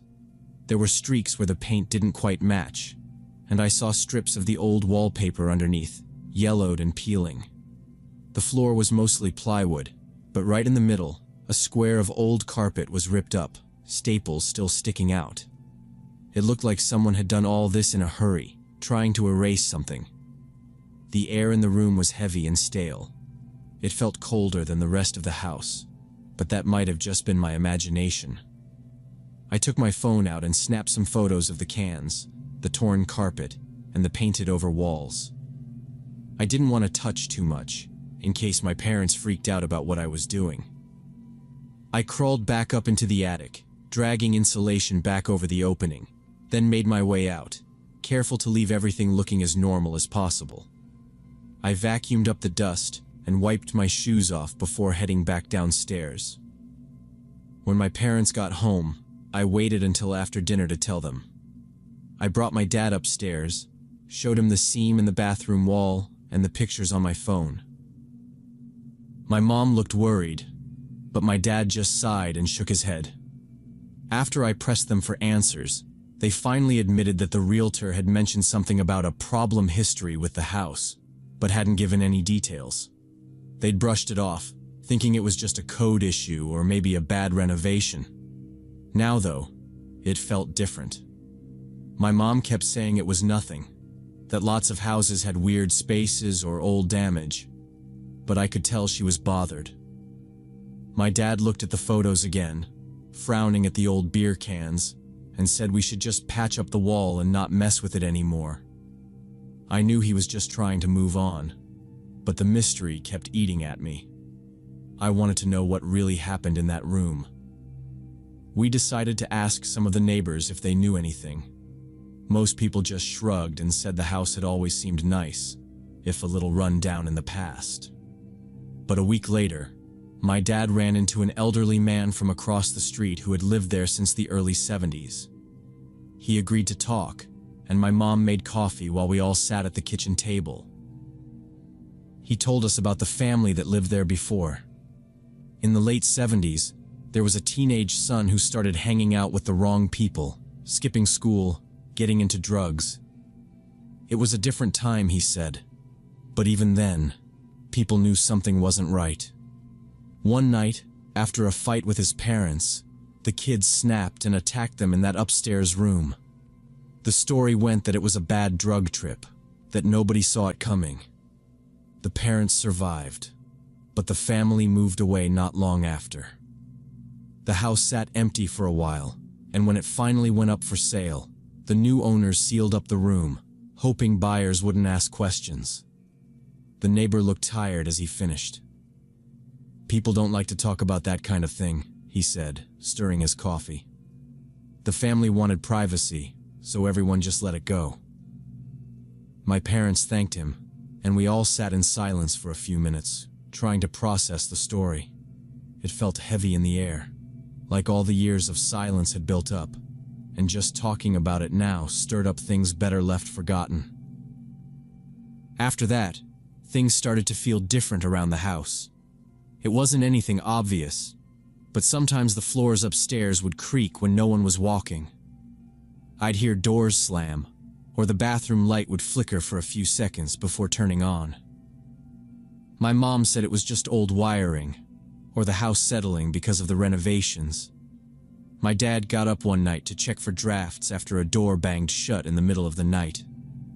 He told me not to worry, that old houses were full of weird sounds, but he kept checking the locks twice every evening after that. We never used the hidden room for anything. My dad ended up tearing out the last of the wall from the attic side, just to air it out, and then we put a metal shelf in there for storage. Holiday decorations, extra paint, boxes of old books. The space never felt like a real room. We called it the closet, but nobody liked going in there alone. My brother used to joke about it, daring me to spend the night in there, but I never did. After a few months, the house settled back into its routine. The noises didn't stop, but we got used to them. My parents finished their renovations, painting over the seams, fixing the lights, and putting down new flooring. I didn't forget about the hidden room, but it stopped being the first thing I thought about when I walked upstairs. Now, years later, I still think about that space sometimes. I don't believe in ghosts, and I know old houses just have creaks and quirks you can't explain. But when you know what happened somewhere, when you know the history, even if it's just a story passed down from a neighbor, it changes how you see it. You can patch up the walls, repaint, and move on, but some part of you always remembers. I guess that's what really stays with you. Not the room itself, but the feeling that comes from knowing what took place inside.